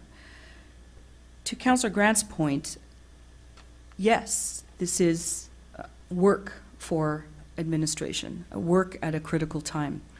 I'm going to use this time to again say to Council that it may be time for Council to have additional support. That additional support would be to support our strategic plan going forward. And I mean a human resource support to support Council and their strategic plan. Because this cannot all fall on the shoulders of administration that have pressing administrative matters. Council dictates strategic directions, but we also need support in that. So I understand that it might feel like a burden on Council, on administration, but I really do think it's time for us to seriously consider bringing resources in to support our strategic plan. That being said, I am going to support the request for a report because I think that this does support a lot of our strategic plan. I want to highlight, though, Councillor Bergeron, that our press release from a few weeks ago supporting backyard gardens was really to support healthy activities during a COVID time. It didn't require any kind of council motion. It was simply to say, please go out in your backyards and plant. That doesn't require a council motion. That is something that we support as a city, and we made free mulch available at our landfill and at Gandil Park. So I'm just a little add for some of that, and that was the point of that. But I will support a report, and if on June 8, administration comes back and says, you know what, we've got some parts of it, we'll need more time to do this, Yeah. I'm going to easily recognize that. Mhm. Okay, Councillor Bergeron, wrap up. Thank you. So, a couple of pretty simple points, I think. Again, this is a report. This is not a request to set policy. I don't think anything we bring forward to this council table should be considered embarrassing in terms of time commitments for admin. That is our role as a council, at least how I see it. So if this council says this isn't a report we want, so be it. I am fine with it, and I always have been. So I didn't really like the choice of words. The only thing I would say is that, look, the press release talked about food security. That was the word that really struck me as, okay, what can we do about this then? And so council issues, we set policy. That's what we do. And so I have no issue with this being postponed. I am a little sad that it is too late this year to have gardens, but I would like to see this report have policies in place so that if someone has planted food in their front yard, that we are aware of what our bylaws are so that we can look at them. That's what this report is asking for. It's not just, here's what you can do. It's what rules need to be relaxed, knowing the situation that we're in today. So some of this is long-term, but some of this is also very short-term. I know there's a lot on the item here, but greenhouse growing is one of them. I don't know what the rules are about growing in a greenhouse in your backyard. They're kind of vague. There are some rules about the size of greenhouse. I'd really like to see what we can do to encourage that kind of a thing. The report, if it can't be done by June 9th, June 8th, so be it. But I think this is critical concept that we as a council should support. And if this is a year from now, by the time we pass bylaws, then great. All in favor of requesting the report? Councillor DePel? In favor. Can I see the hand? Lukewarm hand raising. And opposed? Opposed? Yeah, I'm missing one. Councillor DePel voting in favor? In favor? Mhm. Oh, okay, 6 to 5, it's carried. Sorry. Yep, that's fine. Carried. Next item. Home-based businesses. Now therefore be it resolved that council request administration to prepare a report on which bylaws and zoning rules need to be reviewed in order to encourage more people to set up and work from home. Now therefore be it further resolved that this report be presented to council at its next regular council meeting of May 25th. The goal of the report would be to give council a few options on which bylaws, licensing fees, and zoning rules can be changed or relaxed in order to allow people trying to establish a home-based business, including retail sales, auto repair, pet grooming, and any other home-based business which might be necessary during this pandemic social distancing era, to operate within the proper rules and bylaws of our city. Moved by Councillor Bergeron? Can I No. amend that? Can I make it June 8th instead of May 25th, Okay. before there's a seconder? Is there a seconder for the motion? Councillor Hollingsworth? Councillor Bergeron? Well, this one is, I think, simple, but I'll let the debate happen, I suppose. I just want us as a city to recognize that a lot of people are going to start operating out of their house. And we do have some rules in place about what can and cannot be done owning a business in your house. And I would like that to be a pretty straightforward report on here are the rules, here are the different licensings that you need to operate in your home, and what can we maybe look at relaxing for the next 3-4 months while social distancing, while COVID-19 is in place. That's the entirety of this motion. Councillor Hollingsworth? Thank you, Your Worship. For the record, what are we, the 8th, June the 8th is the, I wouldn't have a problem even later, only because, quite honestly, I think these are rules that should be looked at regardless of COVID-19. We talk about economic development, we talk about trying to encouraging, this community to thrive and be successful.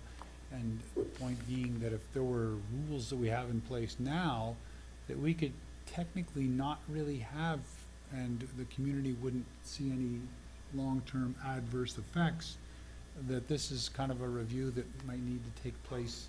And if it needs to be like a October thing, I realize Councillor Bergeron is trying to help businesses right now, but for me, I think this is kind of almost a grander vision thing that we need to consider for the municipality as a whole, regardless of a pandemic or not. Now, I'll support the motion as it's written, but I think it's something that could be done either way, regardless of what's going on currently. So I'll support it. Thank you. Councillor McIntosh? Dean raises a good point. Would this tie in with creation of remote workers, which we have a report coming? I'm going to turn to Madam CAO. Through you, Madam Mayor, I think that certainly there's, it can be tied into that. I think that this is a little bit more specific to, rules that might currently be in place for, Councillor Bergeron has indicated, retail sales, auto repair, right? So that's not necessarily part of a remote worker strategy. But there are some other components that would be. I'll support this one, with the condition that on June 8th, if the administration, we're loading, all these reports have gone through. We've been here for 5.5 hours on the May 25th meeting, or whatever it is. If you can't have it by June 8th, okay, when you can get it. I have Councillor Grant next. Councillor McDonald. Councillor Grant. Thank you, Madam Mayor. I have no problem supporting this one because I don't think it's going to be a huge burden on our administration to complete this one because it's pretty specific right now on the zoning bylaws, et cetera, and there may be some subjectivity into what can be amended to make some things happen, but I don't think it's a huge burden on our administration, and so I'll support this one. Councillor McDonald. Thank you, Madam Mayor. Is this information regarding our bylaws not already publicly posted on our website that anybody can look it up if they feel to take the time? Madam CAO? Or Mr. Boileau? Mr. Boileau? Go ahead. I'm not sure I heard that question, so. Well, I think all our bylaws are a matter of public record already. But Right. I'm wondering if I've read them in agenda or on the city public website. I think this information is out there Okay. about our bylaws and businesses. Mr. Boileau? Through you, Madam Mayor, just a couple of comments about this report. If it's predominantly about what you're permitted to do at your property, which the last paragraph seems to speak to the most.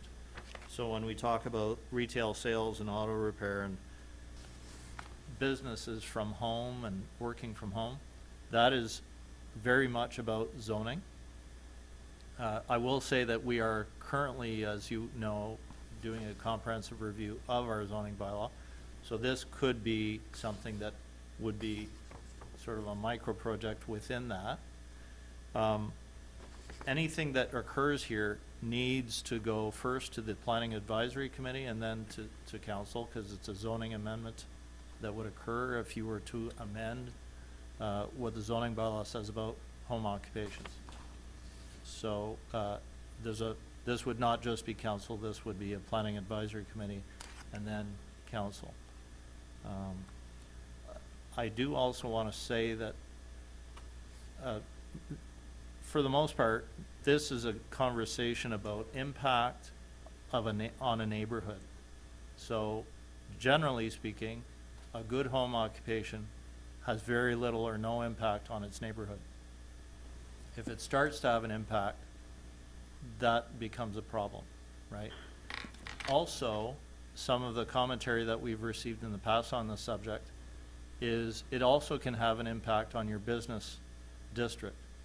In other words, if you're going to be very flexible with allowing commercial activities in neighborhoods, most businesses, BIAs, for example, would prefer that you not be liberal in that respect because they want that office in the downtown. They want that business in the downtown.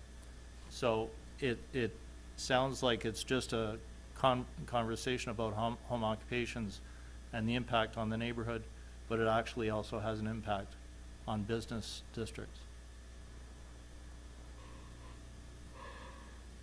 Does that answer your question, Councillor McDonald?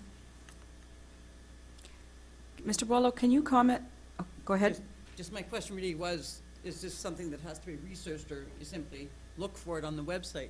But I think what you're saying, I think this is common knowledge in that spot. And if you want to know if you can have a dog groomery in your Oh, yard, you well, look it up. for the most part, we can answer very easily. Yeah. But if you start to get into conversations about making it more liberal, that's when what I've described starts to kick in. What's the impact on residential areas? What's the impact on business districts as a result? Can you comment on June 8 as a timeline to answer just the basic questions raised in this? We could do that together with the other reports. A lot of it is going to come from my area for all of these reports. Okay. Anybody else?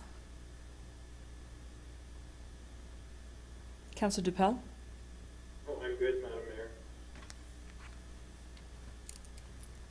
Councillor Bergeron, did you have anything else to add? Yeah, just the point isn't that I haven't read the bylaws or they're not openly available on our website. It's which ones administration think can be relaxed to really help people establish home businesses. There's a big difference. I'm not the one who's going to propose which of these can be relaxed because it is intricate. There are zoning issues, it's in there. So I'm aware of that. It's not about just reading what's on our website. I think that is the easy part. It's about which one of these things can maybe we relax, and maybe it's none of them. Maybe the report comes back and you say, this is a comprehensive, long-term project if you want to get into this. And so I would defeat it myself. But that's what I'm looking for, is really, I have a feeling in the next 3 to 9 months, a lot of people are going to be trying to open a business in their home. And which of these bylaws that we do have can we maybe look at for the next 6 to 9 months of being a little more liberal, as you say, on the rules? Maybe it's none of them, but I don't have that expertise in reading the bylaws. Point of information, Councillor Grant? who seconded the motion, just for my records? It was Councillor Hollingsworth. Thanks. You're keeping records, Councillor Grant? I always do. That's where reference surprise. material comes from. Later on, he can hold you. Hold it. Yeah, I'm starting to feel nervous up here. Afraid to even read mine. Website. So I will, I'm going to call for the vote. I'm going to support, again, I appreciate always supporting requests for reports, but I will say again that if administration, and I'm looking over at the CAO, if administration says June 8 is not an appropriate timeline, as Councillor Mack says, I'm going to be very open to understanding the scheduling of that. Because once again, administration does not have all of the requisite support for moving forward our entire strategic plan. All in favor of requesting the report? In Against? favor? Thank you, Councillor DePel. Against? Carried. And our final new business motion is electronic participation for council meetings. It is proposed by Councillor Eric Bergeron. Do we have a seconder, No, Madam Mayor? not me. Is there a seconder for this one? I'll second it. Councillor McIntosh? Oh, Todd wants it? Okay. Now therefore be it resolved that council requests administration to prepare a report on the feasibility of hosting virtual council meetings by video. Now therefore be it further resolved that this report be presented to council at its next regular meeting of council of May 25th. Councillor Bergeron, and then I'll start my list. Thank you. I know we're probably going to get an update on this in this meeting. We are. But to me, I would like this to be a motion of council. I would like to attend these meetings by video. And the last meeting, we weren't able to, and I think it's a pretty simple request. If it's not feasible, I'd like to know in a report why that isn't the case. Well, we may be able to get administration to provide a response right now. However, I'm going to start a speaking list, so I have Councillor Hollingsworth and then Councillor McIntosh. Thank you, Your Worship. I'm not going to vote in favor of this one. I think it's a bit premature. Maybe I should preface a little bit. I think I've, at the previous, 6 months ago or 8 months ago, when we discussed the whole virtual meeting thing, I'm a person who believes that council needs to be physically present. I think it's a much better discussion, much better meeting, and generally tends to bear more fruit. I realize that in light of the whole pandemic thing, we've had to do things differently. I get it. I totally understand. I mean, right now at the school board, we're doing meetings bi-weekly, and it's virtual and that sort of thing, and we carry on as best we can. I teach online. We do the best we can, and I get it's, but in this case, with the province changing, we've mentioned it being fluid and changing, I don't know how they will allow municipalities to operate in the near future. We've discussed some options vis-a-vis the complex, and so because I believe that this should be kind of, this whole virtual thing should be our last resort, as opposed to just what we do. I can't personally subscribe to it. Now, if it looks like, look, we're just not gonna let meetings carry on, or people become fearful for their safety, I get it, then perhaps I would say, okay, we just need to embrace this. But as I said, I think because, speaking personally, it's kind of the last resort to I'm not prepared to support it at this time. Perhaps a month, 2 months, 6 months from now, I might say, yeah, we have to do this, it's the only way to carry on, but I don't think we're there yet. That's just my opinion, so I'm not gonna support the motion. Councillor McIntosh? I think it was created in a dire situation. I don't know. I thought the provincial government lifted the closed meeting aspect of it. You could do it online, call in, but that's going to be dropped, I think, after this is all over. Am I correct in that? Well, I'm going to turn to Madam One of the Seo. issues was with the closed meeting, is somebody at home who knew who was in the room with them, that person? There's no way of knowing. Madam CEO? Through you, Madam Mayor, one of those changes the province did was via legislation during this pandemic. I don't know if that's going to be removed or whether it's going to be kept in place. We're still monitoring all of the regulations put forward by the province. You are correct. In the Municipal Act, outside of this event, says that you cannot participate electronically in a closed meeting. So regardless of what we want to do, the Municipal Act right now says otherwise, just that there's been a suspension of the rules, Correct. and that almost certainly will be back to business as usual when this is all over, I would think. Through you, Madam Mayor, yeah, I think it might still be allowed for certainly a period of time, so I don't Yeah. think that it'll be changed immediately. Or maybe there'll be consideration to change the Municipal Act, I'm not sure, but. Yeah, okay. I'd rather wait to see what they're going to do. Councillor Gardner? Down the road, I might vote in favor of doing this, but I agree with Dean. I like to have the people in front of me when we're debating things, and I like to look at people's faces in their eyes and see what they're trying to say to me. There's another problem, and the biggest problem with me is I've tried to get some training from IT, and a 5-minute training with somebody going like this, you get it? No. I don't know if you're in the same boat as I am or any of you older guys, but until I get the proper training, I am not going. I've just started to use my iPad and feel pretty comfortable with it, but there are things that I don't know that I need to learn. And you guys, you young ones, you've been using that since you were born almost. Well, we haven't. So when I get the proper training, I really will want to use my electronic equipment. That's what you need grandkids for. Councillor Gardner, I want to thank you for your candor. It's appreciated. Councillor Grant? Thank you. I'm just curious about, on the minutes that we had, we suspended the rules to allow reconsideration to allow council members to participate electronically in council meetings. What would be the difference between what we agreed on and this motion? Madam CEO? Councillor Bergeron? Yes, Pardon? I can speak to that. Go ahead. Well, I think that there are rules, though.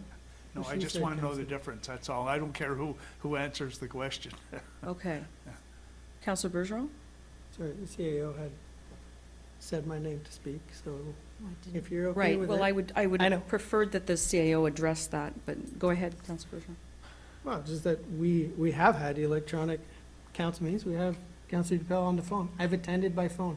It's very, very difficult to follow and hear, and for the public. So this is not a report saying you have to attend a meeting by video. This is asking for a report on the feasibility of it. The Canadian government is doing it, South Glengarry is doing it. If you are sick for some reason, you cannot be here. That is just a rule in place. But if you had a video availability, you could attend. And maybe your preference is this way. It definitely is not having been on the other side of that phone. It definitely makes it more difficult for the media. It makes it more difficult. There is technology for video. That is the difference. This is video specific as opposed to electronic. Councillor Grant? Thank you. I tend to agree with my colleague, Councillor Hollingsworth, is that I don't want to give people excuses not to come to meetings. And if you do it virtually, you say, no, I'll do it virtually. Do you have, is that, I'm just looking for an out. I like sitting around a table with everybody and looking in their eyes, et cetera, and seeing, if this allows people to not come to a meeting, but watch it or participate through a camera or sitting at home, I don't agree with it. I think you should be sitting here at the council table, unless, as Councillor Bergeron says, that if you're sick and you can't, that's a different thing altogether, you can participate. But so I'm not gonna support this because it doesn't give enough qualifications on what constitutes sitting and participating in this capacity. Councillor Dupel? Yes, Madam Mayor, I support the motion. I support the motion to the fact that we shouldn't be looking at doing it later on in 2 or 3 or 4 months. That's the reason I haven't been attending the council meetings. And yes, it's frustrating by phone. I would much more appreciate it by video during this pandemic. But I think we need to lead by example. It's happening everywhere, and I get comments all the time that we're shocked that, yes, we're practicing social distancing at City Hall, that everybody is there. I think this is a great motion. I think we should be doing this video conferencing during the pandemic time, not after. Thank you. Anybody else on the first round? Councillor McDonald? Well, I think that you, with administration, has been working very hard trying to find alternatives to us meeting in these chambers personally. And I don't think we need a motion for you to keep doing that great work. And, I mean, part of the feasibility is what we can afford, and I heard discussions earlier that you're looking at that as well. I think we can get the job done without assigning this bit of homework to administration, because it's happening. Thank you. So I'm going to vote against it. Thank you. Anybody else on the first round? Okay. Madam Mayor, if I may, one more time. Yes? If I could say that the message is loud and clear. Every time you listen to the Prime Minister, to Premier Ford, if you can work from home, work from home. And I think this is an opportunity for city councilors to work from home. Thank you. So I am going to ask Madam CAO to comment on this and explain further to Councillor McDonald's points about what has been done or what is being done and some of the difficulties around this. Madam CAO. Thank you, Madam Mayor. So part of the work that administration has done so far to look into allowing for video into a council meeting, participation physically in a council meeting, as well as webcasting, as well as potentially coverage with your TV, makes that whole model quite difficult. So if we want to have a Zoom meeting, for example, and everybody participates via Zoom, and we can have your TV cover Zoom, or we can have that Zoom meeting recorded and perhaps put on YouTube, no problem. But where the complexity gets in is if we're going to have people physically participate in this room, plus you want a webcast, plus you want a Zoom.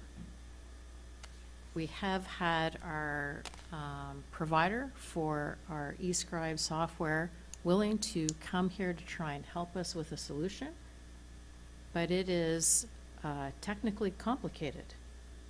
So part of, I think, what council has to give consideration to, I agree that the conference call-in is not a good solution.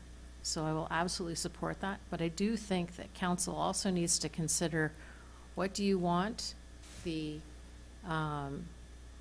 ability for outside community members to participate and watch the meeting? Because doing that with a webcasting view, so to be, the webcasting camera is certainly not the best technology that we have, but if you want to have that, it would be, what would end up happening on Zoom is you'd have this room with webcasting quality, which is not great, And then we would have individuals that connect via Zoom as well. And then that is really what you would have on your screen, and that is also what would be covered if we wanted to have that shown on your TV. So I would like to comment that I think the quality for the community to listen and understand the debates that go on in these meetings will be more difficult, might not be as good as having a council meeting with councilors present. What we have been also working on is in the salons at the complex. We know that there's going to be no gatherings, no big events that will occur. So we have the ability to set up council chambers. We could replicate our council chambers in the salons. We could provide proper physical distancing. We can have your TV present. We can also have the ability to have other local media attend. We will set up space for them because we have the space to do so. And we can also allow delegations for council, which we are starting to see some municipalities are allowing delegations to come forward. So that's also an option. So I think those were some of the. If we were to set up in the salons, what about sound? So we have undertaken acquiring a sound system that will improve upon, I think, the sound quality that we have currently in council chambers, and the sound system that we've purchased for facilitating meetings at the complex could be easily transferred back into this room at the end. We could set up council chambers on an interim basis in the salons at the complex for a period of, it could be for a period of 6 months or 4 months. It would depend on how long the restrictions and the rules are in place, but we do not anticipate that there'll be large gatherings for quite a period of time. Does anybody want to respond to that? Because I will respond as well. I just want to make a clarification. Councillor Gardner and then Councillor I'm Mack. not opposed to the electronics meetings. I'm not opposed to that at all. My experience has been twice on Zoom that I got into it and I had all beautiful people there on the other end, no sound. So I ended up having to phone in and talk on the phone to do it. I needed somebody to show me how to get. Our last meeting here, when I was at home, all of a sudden, it cut off. So here I am again with people talking, no sound, and now I got a phone now and find out, how the hell do I get back into this meeting? That's the kind of training I mean. I want this done. I think it's efficient and it's the way to do it. But I want to sit down with somebody for 2 or 3 hours who knows what the hell they're doing, so that when I leave there, I know what I'm doing. Councillor McIntosh? I think CEO just gave a report on this. I'm ready to vote on it, based on what she just told us. So I'm going to add a comment here.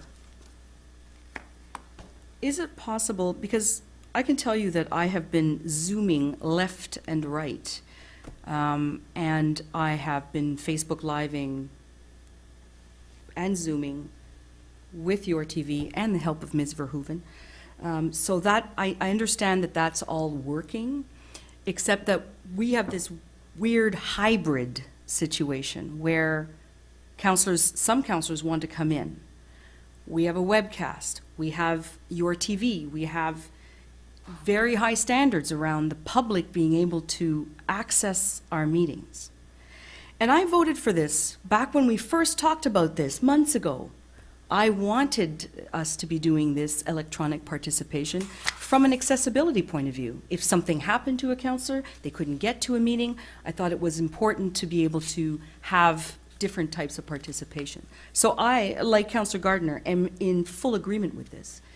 But I would not want to proceed with a report necessarily, because we don't need one.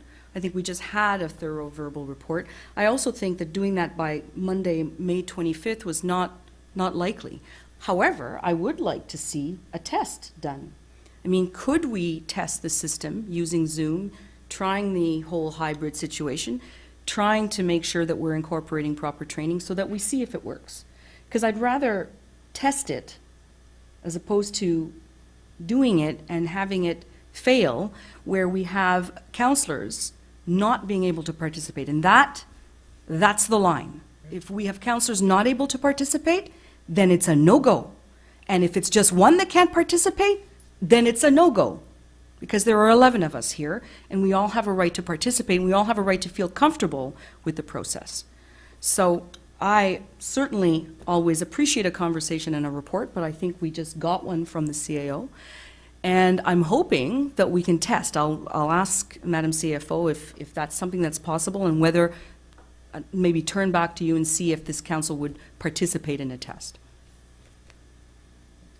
Through you, Madam Mayor, we could do a test with webcasting and a Zoom model. It would have to occur in council chambers. So what we're proposing potentially with the salons, I don't think that would work because we need the equipment that we have here in place for our webcasting meetings. So we could do a test. There would be some time that's required because we're going to need to get our technical folks from eScribe to help us with that. So I don't know if that could be tested prior to May 25th. We could also do a full test with Zoom, with council and staff, and try to just not necessarily move through any agenda items, but set it up to allow properly following items on agenda, answering questions, people raising their hands. We could look at doing that as well. But I think that the complexity is the community, from my perspective, has always participated or always has been able to watch our council meetings primarily on either your TV or via webcasting. The solution that we're looking at the complex would also allow our meetings to be posted on YouTube, as well as we're looking at Facebook. So we're trying to make sure that we're providing as much access from the public as possible to listen to what's occurring in our council meetings. Any reaction to participating in a test? Councillor Grant. Why isn't the test just at the complex? Madam CAO. So if we want to do Zoom video conferencing, No, I don't mean Zoom. I just mean to have it the way it is right here. I mean, in a normal meeting, we don't webcast to I mean, it's not, we're doing that because they can't participate here. But how many people participate in that? We don't get a lot of personal participation here unless there's a major item. We have your TV here to do that. So to me, I think the test should be, let's try the complex. We've got it, the way you described it seems to be a good alternative. We got the social distancing and all the other criteria that we're going to follow for the province for this COVID-19. So to me, that would be the test. I don't understand why we're going to go through one test after another and have the frustration that I know Councillor Gardner called me that one night and said, "Glenn, I just got cut off." I said, "So did I, but I got back on this way and this way," and we talked it out and we got back on. Yes, I was there. Eh? I was there. Yeah. So, to me, I think the test should be, I won't support this because I would like to follow the direction of the CAO. Any further comment on this? Councillor Mack. It seems to be all about social distancing, if I get it right. And if we go to the complex, it was not even a problem here, but we go to the complex, it certainly enhances that. Any further comment? So I'm going to ask if everyone's in favor with the request of a report. Or did Councillor Bergeron, did you want to wrap up? Yes, if I could. Okay, go ahead. Sorry. No, it's fine. I mean, the request says that we have a report on the feasibility of hosting. That sounds to me like doing a test. and so this motion is still valid. I agree that we should test, and maybe the end result is this is not feasible. But I would very much like us to test this, because I actually don't want to be in this room right now. I want to call in. But you cannot follow, it's impossible to follow for the same reasons that you're describing. There has to be a better way, and I'd like to explore it further. This is my recommendation. Thank you. All in favor of requesting a report? In favor. Thank you. Against?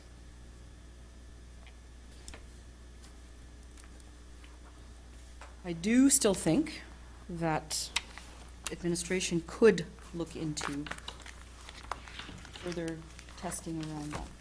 Yeah. Councillor DePel, that was defeated.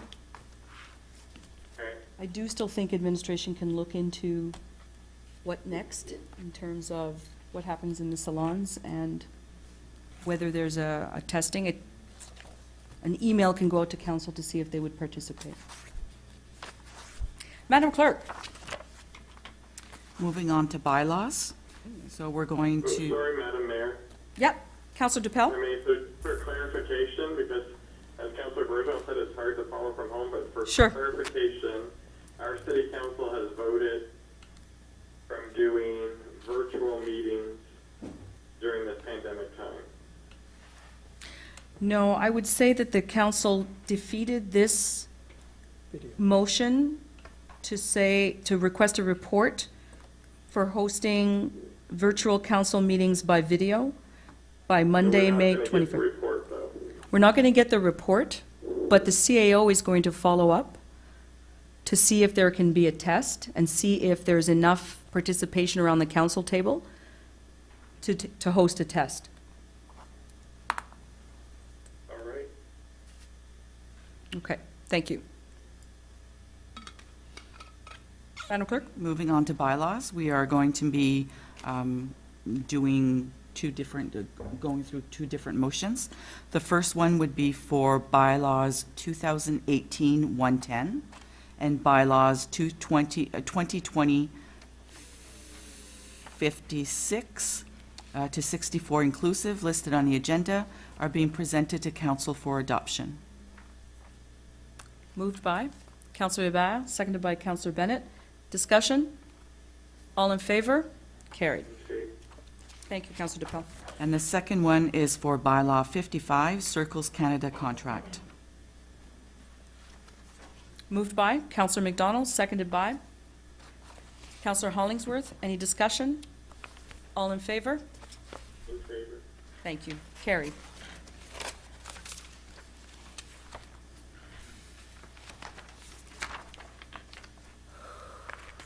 We are now at reports for committees of council, Madam Mayor. Okay, so are there any reports from committees of council? Councillor Bergeron. Yes, I have two, one from the Airport Commission and one from the Climate Change Committee. Start with the Airport Commission. We received a 54-page presentation the other day, virtually in Zoom meeting. It was 2.5 hours long. Officially, we haven't received a document. Our meeting had to be postponed. It was so long of a presentation. We'll be reviewing it in about a week and a half, and then it will come to this council. It's a very thorough report on the future of the airport that I think is a worthwhile conversation for all of us to have in a public way. Climate Change Committee, we also had some meetings looking at tree canopy software, which is one of the items on the unfinished business report, so that should be coming at the next meeting. Quite a good online meeting, a virtual tour of how we can actually track the tree canopy on an ongoing basis. A really neat software, a lot of engagement from the committee as well on this Zoom meeting that it was. So those are the two committees I sit on right now that are active. Good. Thank you for that. And we look forward to, well, tree canopy has been an outstanding issue that we've been waiting for and looking forward to, but also the airport. That conversation is going to be interesting as well. Councillor McDonald? Thank you, Madam Mayor. I haven't had a chance for a long time to report on the development of the Arts Centre. Yes, So I please just go want ahead. to say that things are very quiet due to COVID, obviously, but I'm thrilled to report that in spite of our cessation of activity fundraising, the money is still coming in. Mhm. So our very generous community has brought our total up to 673,000 plus.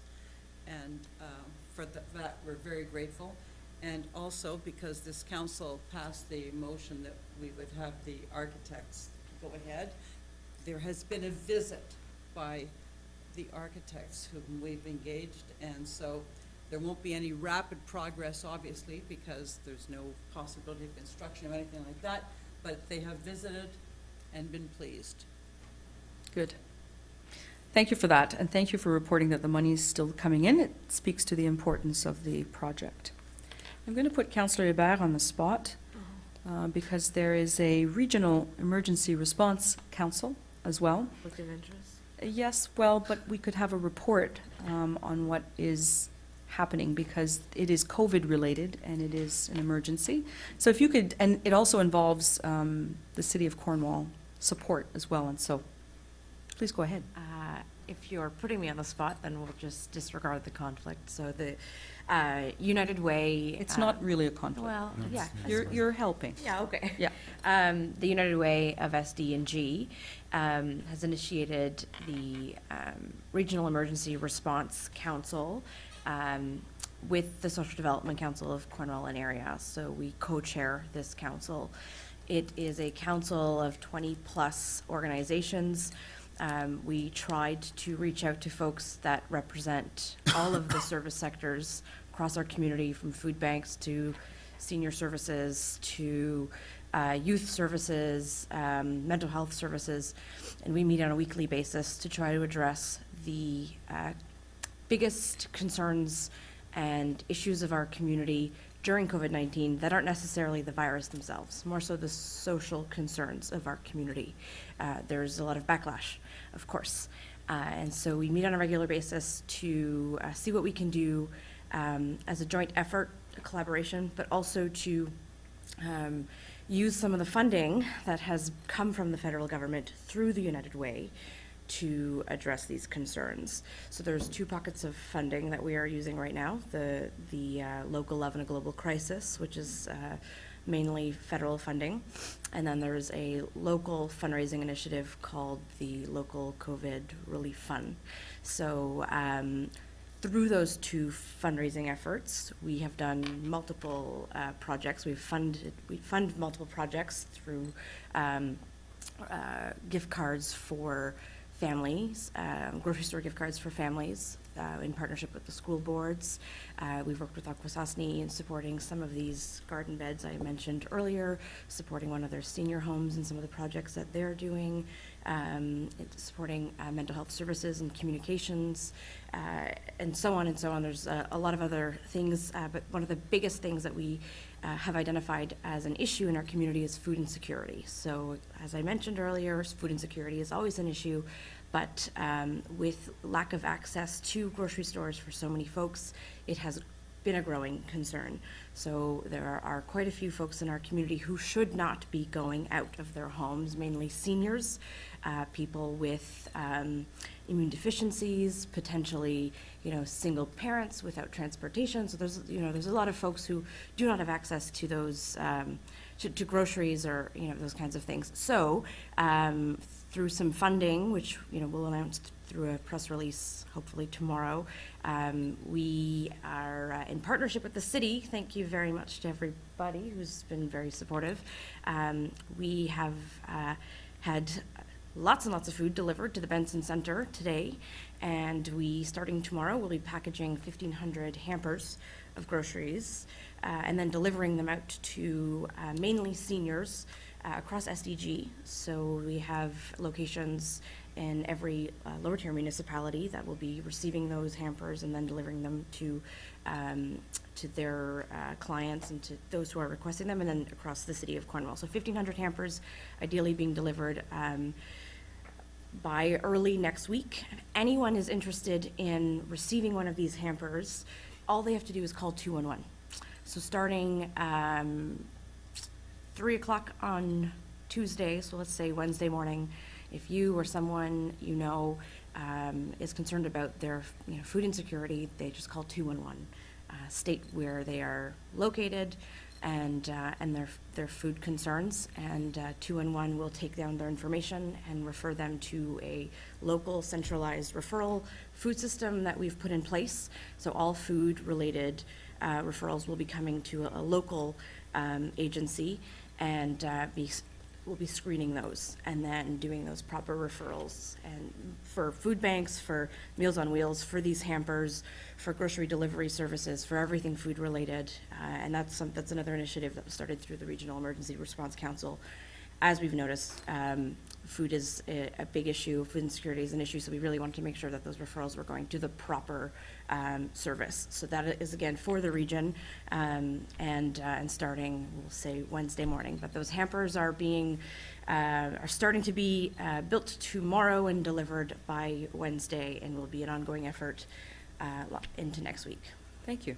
Built by volunteers, right? Volunteers, yeah, mainly, and we've got, a lot of community agencies who have staff who aren't quite working in their regular capacities, so they've been redeployed. Some city staff that'll be helping us, which is really great. We've got a lot of city staff who've been supporting us and picking up boxes from grocery stores to help us build these boxes. The Benson Center's staff has been super supportive, so really happy with the partnership we've had with the city of Cornwall. Great. Thank you. I feel like I'm telling giving a us. presentation. It's all good. Thank you very much for that work, and thank you to all the, I know that the city employees were very keen on supporting that. They were Very right in nice. there to be supportive. We'll So I be appreciate it. delivering on handy transit buses, which is very exciting. Very good. Does anybody have any COVID-related questions for administration at this time? Are there any pieces of information that you require? No? You know that you have access to the CAO and to administration anytime you have information, or require information? Councillor Bao? Yeah, sorry, I just wanted to mention, we're also collecting cell phones and tablets. If anyone is interested, use cell phones and tablets. Tablets are going to senior homes, so they can connect with their grandkids and families. Cell phones are going to, we're getting them factory reset and cleaned up and sent off to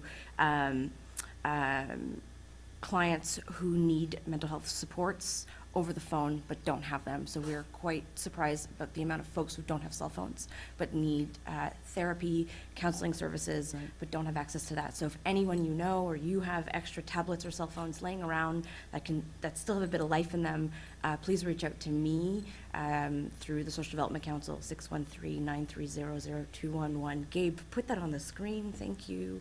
And I will certainly get that out to the proper agencies that are taking advantage of that. Merci, Councillor Hébert. Madam Clerk?